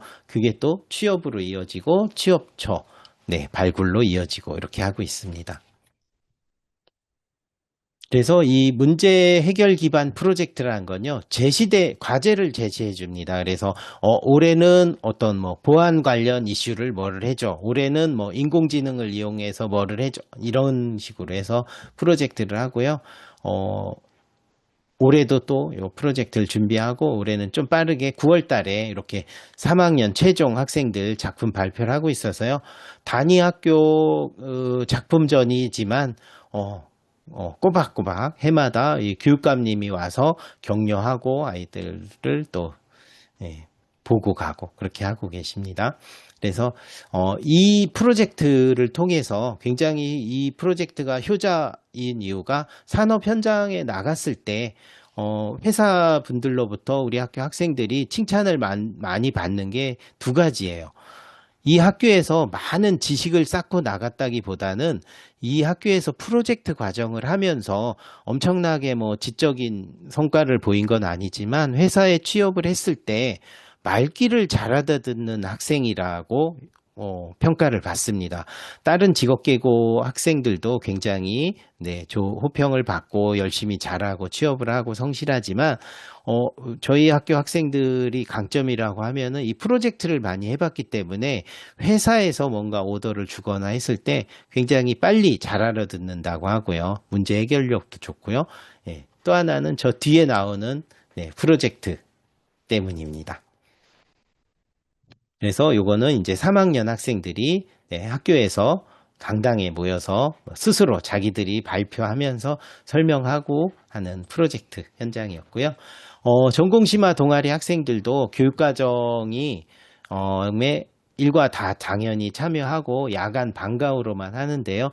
나름대로 이 학생들도 맞춤형 교육과정을 선택을 해서 공업전자기기, 정보기술 이쪽 또 올해는 앱개발도 세 가지 기능반 전공심화 동아리가 이루어지고 있고요.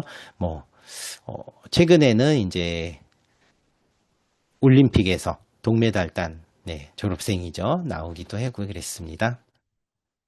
그래서 이 자율전공 동아리가 어떻게 보면은 저희 학교로서는 정규 수업 시간에 이루어졌던 교육과정을 다시 내세이고 그걸 통해서 정규 교육과정 시간에 수업 시간에 뭐 어떤 지식적인 전달 이거를 젖혀두고 프로젝트만 하지는 못하죠. 당연히. 그래도 우리도 정해져 있는 능력 단위를 이수하고 평가를 하고 뭐 수행평가 뭐 이런 걸 다 하고 그 교육과정을 연계를 해서 야간에 기숙사 교육이라는 장점 때문에 가능한 거죠. 그래서 산학겸임교사의 도움도 받기도 하고요. 담당 선생님이 반드시 배치가 됩니다. 그래서 우리 학교 선생님들은 굉장히 힘들어합니다. 야근을 해야 되는, 강제로 야근해야 되는 날이 굉장히 많거든요. 그래서 여기 뭐 펌웨어라든가 게임 개발이라든가 이런 쪽 자기 진로와 연관된 그쪽 동아리에서 프로젝트를 이어가고 있습니다. 그리고 그런 이 프로젝트 학습이 이제 정규 수업 시간에 교육 과정에 어떤 형태로 변화를 보이고 있는가, 그거에 대해서 고민을 해봤는데요. 어떻게 보면 이게 이제 우리 학교의 자랑거리 뭐냐? 그러면, 우리 이렇게 빠른, 올바른 방향의 변화를 하고 있습니다라고 얘기를 하는데 들으시는 분께서는 저게 맞는 거야라고 하실 수도 있습니다. 그래도 저희로서는 효과가 좋다고 생각을 하는데요. 일단 AI 시대가 도래하면서 어떤 뭐 국지관 학교의 프로젝트나 사업으로 시작한 게 아니라 그냥 자생적으로 선생님들의 변화된 모습을 작년부터 지켜봤는데 작년하고 올해하고 선생님들의 수업하는 형태가 변했다는 게 좀 느껴지는 겁니다. 그래서 기존에는 선생님들이 주도적으로 수업을 하고 학생들을 평가를 하고 했었는데 네. 코딩을 예를 들면요. 저희 학교는 코딩하는 전공 과목이 많았는데요. 교사가 코딩, 뭐, 기초부터 뭐, 이론 설명을 하고 예시되는 코드를 제시를 하고 그거를 설명을 하죠. 이거는 뭐고 하면서 필요에 따라서 여러 교과가 관련이 되기도 하지만 교사가 코딩 예시를 예문을 뭐 전자칠판에 띄워놓고 이렇게 열심히 강의를 하셔서 학생들은 그거를 일단 따라해보고 그 다음에 실력이 어느 정도 올라가면 뭐 이제 응용 과제를 주고 해서 1년 동안 코딩을 해서 뭐 게임을 하나 만들거나 저희는 이제 하드웨어 기반이기 때문에 마이크로 프로세서 뭐 보드 하나를 제어하고 막 이런 수업들을 쭉 합니다. 1년 동안. 그래서 교사가 예시문을 설명을 하고 학생들은 따라하고 거기서 심화된 문제를 풀어보어서 문제를 해결해서 실력을 키우는 이게 지금까지 뭐 당장 작년의 수업 모습이었고요. 올해 이제 선생님들 수업을 이제 들어가 보거나 얘기를 나눠 보면 벌써 올해는 수업 방법이 바뀌었다고 해요. 일단 AI를 활용을 하는데 전통적인 코딩 기술이 이제 필요가 없냐? 그렇진 않다고 보거든요. 산업 현장에서는 오히려 우리 학교 학생들이 코딩을 했다는 이유로 많이 채용을 아직도 해가거든요. 근데 우리 학생들이 선생님들의 변화가 학생이 자기 주도적으로 일단 프로젝트를 수행을 시작을 합니다. 완전 두갈식 수업이에요. 학생들이 나 뭐 만들고 싶어요 라고 프로포자를 제출을 하고 선생님들은 그걸 심사하고 조언을 합니다. 넌 뭐 만들어? 수업 시간에요. 정규 수업 시간에 뭐 그런 식으로 해서 프로젝트를 줍니다. 그러면 학생들이 다 개별적으로 다른 것들을 하는 거죠. 그렇게 하면서 선생님들이 일일이 개별적인 거 수업을 할 수는 없죠. 선생님은 독학을 지시를 합니다. 학생은 자기 주도적으로 AI를 써서 바이브 코딩을 하는 거죠. 바이브 코딩을 해서 빠르게 결과물을 도출해 냅니다. 그 다음에 그걸 가지고 선생님들이 피드백을 하는 수업 형태가 지금 많은 선생님들이 그쪽으로 변화를 해서 하고 있어요. 처음에는 한 두세 분 정도가 했고요. 지금은 더 많은 여름방학이 되면서 뭐 3번이나 되는 뭐 자체적인 직무연수를 열어서 굉장히 공부를 많이 하고 있습니다. 그래서 지금 2학기에는 훨씬 더 많은 선생님들이 이런 방식의 수업을 하고 있는 거죠. AI를 써서 자기주도 학습을 하고 프로젝트를 수행을 시켜놓고 어느 정도 기본기를 스스로 닦는 거죠. 그 다음에 교사가 정교하게 피드백을 해줍니다. 너는 이 프로젝트 하면서 AI를 통해서 뭐뭐 알고 있는지 확인을 하고 처방을 해주는 거죠. 너는 이거를 더 공부해. 그러면 이제 뭐 제미나이나 클로드 코드 뭐 이런 걸 써서 하는 거죠. 심지어는 기능반 학생들도 기능반이라고 하면 뭐 아침부터 저녁까지 계속 훈련의 반복인데 지금은 형태가 완전히 이렇게 바뀌었습니다. 그래서 기능반 학생들도 담당 선생님의 뭐 밤샘 강의 이게 아니라 자기 주도적으로 수업을 하고 선생님의 수준 높은 코칭을 받는 그런 구조로 바뀝니다. 네. 제가 지금 시절에 교사를 하랬으면 예전 것처럼 마이크로 프로세서 달인이다 이런 소리 못 들을 것 같아요. 제 실력으로만 가르쳐는 시대가 끝난 것 같아요. 근데 지금 젊은 선생님들은 굉장히 빠르게 좋은 방향으로 변화를 하고 있지 않나. 인공지능을 잘 쓰고 있는 예시가 아닌가 생각을 합니다. 그래서 이런 교수학습의 변화가 보이고 있습니다. 눈에.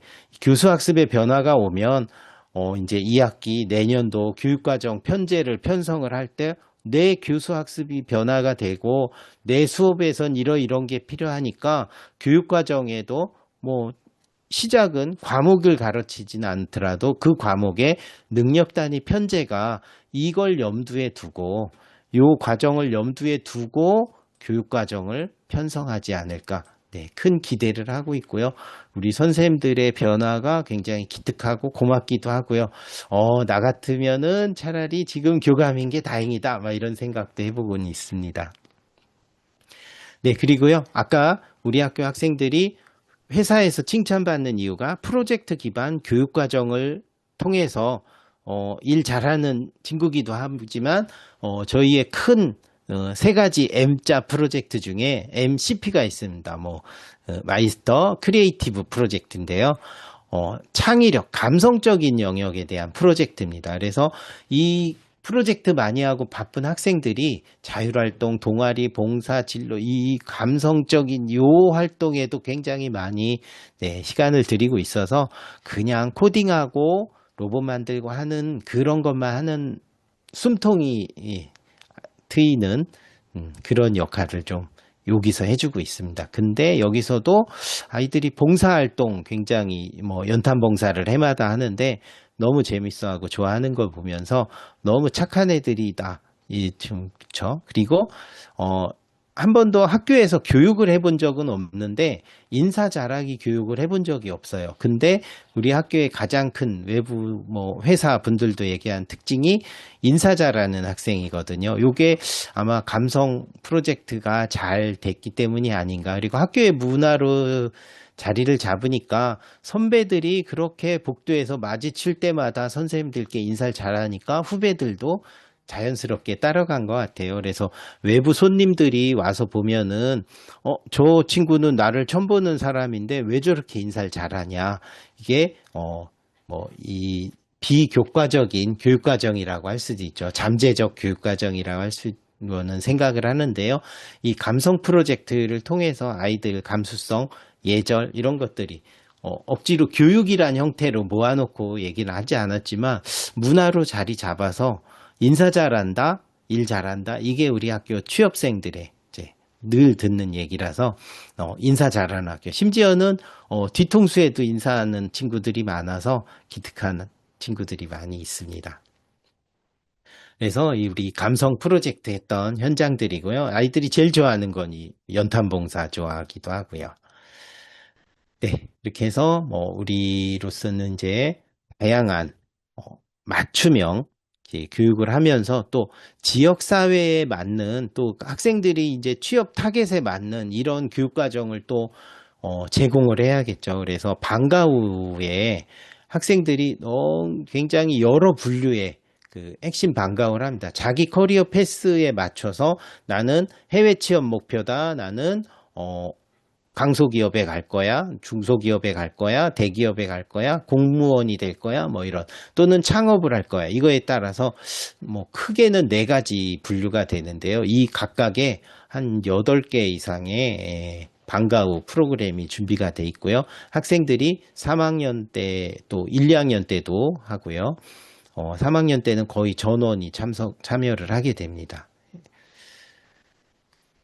네, 그리고 이런 것들을 그 개별 관리를 해줘야 되는데, 선생님들이 대화를 통해서 하는 눈 맞춤을 하면서 하는 교육도 많이 있지만, 체계적인 관리를 위해서 저희 연구학교 주제로 3년 동안, 플랫폼을 개발하고 활용을 했습니다. 그래서, 우리끼리는 인천 전자 마이스터고의 레코드다. 그래서 인마 레코드라고 학생들이 이름을 공모해서 지었는데요. 이 인마 레코드 플랫폼에 내가 지금 어떤 수업을 하고 있고 포트폴리오 기반입니다. 그래서 내가 한 작품도 이 플랫폼에 다 탑재를 하고요. 나는 이런 파트를 했다고 자기 실적을 이 포트폴리오에 다 담고 있습니다. 그래서 많은 학생들은 내가 했던 작품이나 공부한 거, 논문을 분석한 거, 정리한 자료 이런 거, 심지어는 그냥 작품 만드는 거에 캡처 사진이라도 하나씩 해서 한 100건 이상씩 개인별로 탑재를 해놓은 아카이브 형태로 만든 플랫폼을 쓰고 있고요. 그 플랫폼에서 이제 핵심이라고 할 수 있는 게 내가 어떻게 공부할지의 플랜입니다. 내가 내 교육과정의 플랜을 짜놓은 거죠. 나는 1학년이 되면 자바를 하고 뭐 하고 그 다음에 무슨 프로세서를 써서 어떤 거를 역량을 키우고 어디로 취업을 할 거야 라는 거를 염두에 두고 자기 스스로 편성한 교육과정이라고 할 수도 있습니다. 이게 정규교육과정에서 목표를 달성할 수도 있고 방과후에서 할 수도 있고 동아리에서 할 수도 있고요. 학생 개인별로는 내가 짠 교육과정을 따라갈 수 있는 커리어 패스 장소입니다. 그리고 선생님들이 여기 들어와서 코칭을 하고 확인을 하고 관리를 하고 이렇게 할 수 있는 플랫폼입니다. 타시도에서도 우리도 저런 거 해보고 싶은데 하면은 이거 개발을 하려면 3년 동안 너무 힘들었습니다. 돈도 많이 들어갑니다. 그래서 이미 개발되어 있는 거를 가서 커스터마이징해서 쓰면은 괜찮지 않을까 생각을 합니다. 그래서 관심 있는 분들은 네, 우리 플랫폼을 만든 회사를 소개를 해드리긴 좀 그럴 것 같아요. 왜냐하면 우리 졸업생들이 창업해서 만든 회사에서 설립한 소프트 회사가 개발을 했거든요. 네, 그래서 불편한 점도 많습니다. 근데 저희로서는 너무 기특한 회사인 거죠. 그래서 협업을 해서 플랫폼을 만들어서 아이들 교육과정 이수를 체크하고 맞춤형 교육을 설계하고 관리하는데 저희가 이 인마레코드 플랫폼을 만들어서 잘 쓰고 있습니다.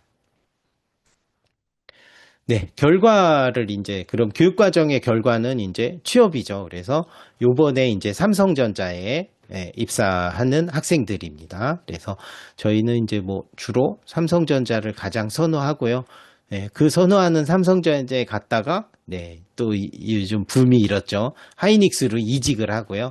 인천 쪽에서는 여기가 그 반도체 쪽 또 파운드리 관련된 되거든요. 그래서 저희 인천에는 소부장 기업이 굉장히 많고요. 반도체, 여기도 반도체네요. 공교롭게. 그래서 반도체 쪽으로 많이 가기도 하고 항공정비 쪽으로도 많이 가기도 하고요. 네, 이렇게 다양한 분야에 좋은 취업 실적을 쌓고 있습니다. 그리고 학생들이 우리 학교는 마이스터교다 보니까 다른 특성화랑 다르게 수능을 보지 않습니다. 그래서 후학습을 전략적으로 선택을 하는데 강제는 아니지만 모든 거의 전교생이 후학습을 염두에 두고 재직자 전형을 노리고 있습니다. 그래서 지금 현재 다니고 있는 학생 수거든요. 그러니까 한 5, 6년 전에 입학한 학생들까지도 들어있는 수치죠. 그래서 굉장히 좋은 대학에 많이들 다니고 있구나라고 자랑을 해보고요. 네, 이제 조금 마무리를 짓도록 하겠습니다. 어떻게 2시간을 어떻게 채우나 했는데, 질문 시간이 많이 줄을 것 같긴 한데요. 저는 선생님들이나 학생들한테 가끔 이런 얘기를 많이 합니다. 아까 처음에 서두에서 말씀드렸던 직업계고는 뭘 하는 데냐, 학문을 하는 데냐, 훈련을 하는 데냐, 그런 얘기를 하면서 이런 얘기를 한다. 대학원 때 교수님이 했었던 말인데요. 하늘과 땅이 있으면, 이 하늘의 이치를 탐구하는 거죠. 그리고 땅은 현실입니다. 그래서 하늘의 이치를 이상적인 걸 찾아내는 건 과학, 학문의 영역이라고 보고 이 땅은 현실이라고 봅니다. 그래 우리는 공업고등학교잖아요. 그래서 이 공업의 공자가 뭐 하는 거냐? 이 학문을 해서 하늘의 이치를 따지는 학문적인 것과 이상적인 것과 현실에 연결을 하는 게 공학이다. 이런 얘기를 많이 해서 저도 많이 써먹고 있거든요. 그래서 공업학교는 뭘 한다냐? 학문을 하는 거거나 훈련을 하는 것보다는 개발을 하고 맞춤형, 산업수요 맞춤형 교육을 하는 게 아닌가. 그렇게 해서 한번 마무리 담론으로 이렇게 얘기를 해보겠습니다. 네. 그 Q&A 시간인데 어떻게 질문을 주시나요? 아니면 사실 제가 아는 게 없다 보니까 명확한 속 시원한 답변은 못 드리겠는데 끝날 시간이 돼서 사전 질문 주신 거를 하고 또 이제 마이크를 켜보겠습니다. 개정교육과정에 새로 채택된 NCS 4과목에 대한 교육과정 정보인데요. 사실 제가 요 NCS 4과목 이건 조금 어떻게 지역적인 걸 물어보신 건지 잘 모르겠어서 저희는 뭐 전문교과에 대한 학과나 이런 것들이 분류가 됐고, 뭐, 기존에 없던 것들이 들어온 2022 교육과정 아까 16페이지에서 얘기했었던 그것들에 관한 것 같아요. 네, 그래서 뭐 이거는 여기 계신 전문가분들께 더 많이 아실 테고, 교육과정 총론이 자세히 설명돼 있으니까 교육과정 총론을 네, 재미나이한테 통째로 넣으니까 잘 정리해 주던데요. 네, 그래서 요거는 제가 잘 모르고 있어서 답을 못 드려 죄송하고요. 전산업 AI 기반 직업교육을 위한 교육과정 수립. 네, 아까 저희 학교 사례를 말씀드렸듯이 특성화고 교육과정은 어쨌거나 우리가 능력 단위를 잘 편성을 해야 되는데, 아까 우리 학교 학생들의 사례가 있었죠. 우리 학교 젊은 선생님들의 변화가 있었죠. 교수학습 방법이 변하면 그거에 따라서 또 교육과정의 변화가 되고 어떤 능력 단위를 끌어올 거냐에 대한 얘기가 될 수 있을 것도 같고요.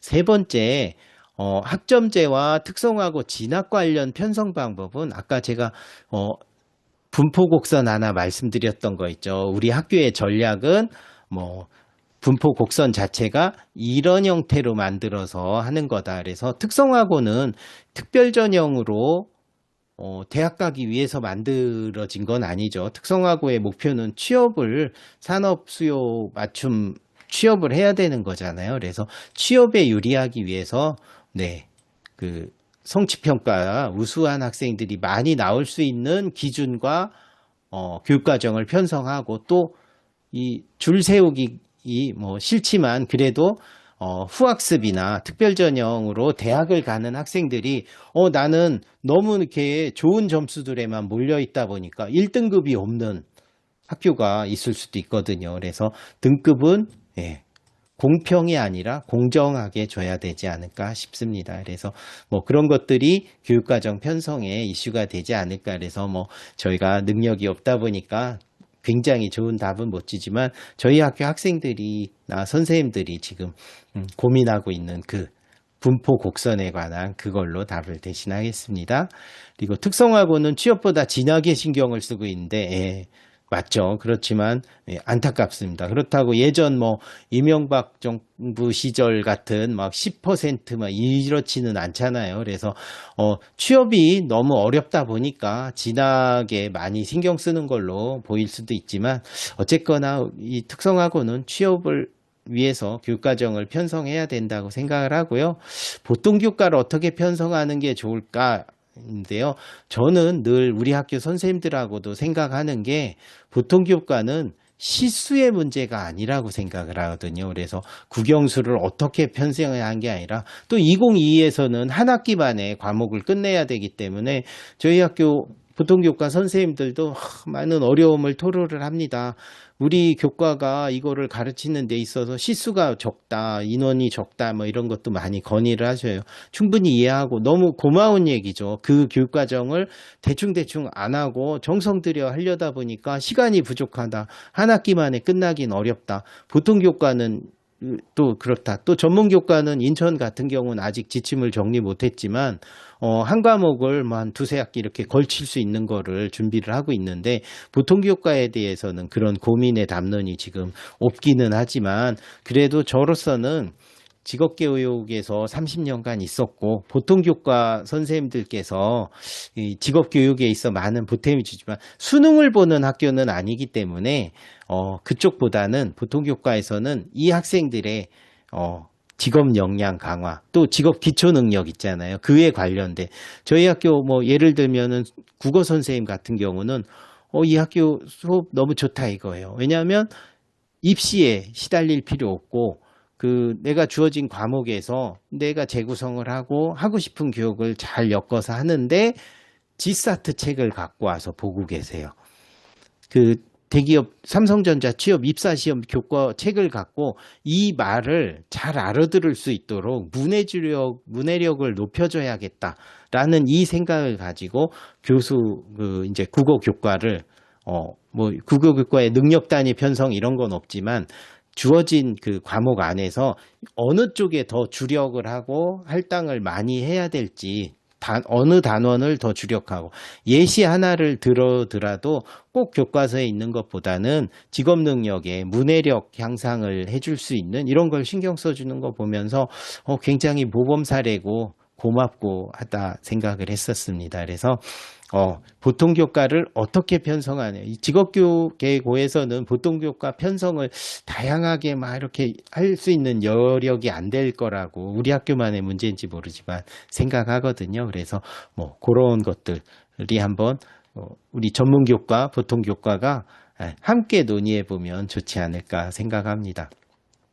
네, 우수고 사례는 우수한 학교가 너무 없어서 그냥 만만한 저희 학교 사례를 얘기했는데요. 저희 프로젝트 기반의 교육과정 운영, 또 방과 후에 있어서 아이들 맞춤형 다양한 거, 그리고 저희 마이크로 교육과정처럼 이렇게 학교 밖 또 공동 교육과정 일반고 학생들 우리 학교 와서 많이 수업 듣고 하거든요. 그래서 그런 것들 소개해 드려준 게 제가 능력이 좀 딸려서 일목요연하게 탁 정리는 못 해드렸지만 늘 강조하는 게 우리 학교 학생들은 교육과정을 편성할 때 어떤 능력을 길러줄 거냐. 앞으로 우리 학생들의 어떤 인재를 키워야 코딩 잘하는 친구 아니면 뭐 납땜 잘하는 친구 그런 시대가 이제 뭐 AI 시대에 많이 끝날 거다라고 하지만 제가 이 책을 읽었을 때 굉장히 마음에 들었던 부분입니다. 린치핀이라는 거는 이 마차 바퀴에 그 축과 바퀴가 물려 돌아갈 수 있도록 이렇게 때려 박는 핀이거든요. 핀. 이걸 린치핀이라고 하는데 어떤 조직이 잘 운영이 돌아가기 위해서는 요 린치핀의 역할을 해주는 사람이 미래의 핵심 인재다. 얼마나 예술적으로 일을 하느냐 요거를 얘기를 합니다. 그래서 우리 학생들은 우리 선생님들께 늘 항상 얘기해 우리 학생들을 미래사의 린치핀 인재로 키워달라 이렇게 요구를 하는데요. 네, 연수를 마치면서요. 네, 제가 생각해도 이 연수는 영양가가 크게 없는 완전 다이어트 연수라고 생각을 합니다. 그래서 웃으면서 끝내려고 사진 하나 넣어놨는데요. 직업계고 교육과정 편성 운영 방향에 대해서 인천의 직업교육은 이렇게 하고 있습니다라고 부끄러운 것들 많이 드러내면서 얘기를 했는데요.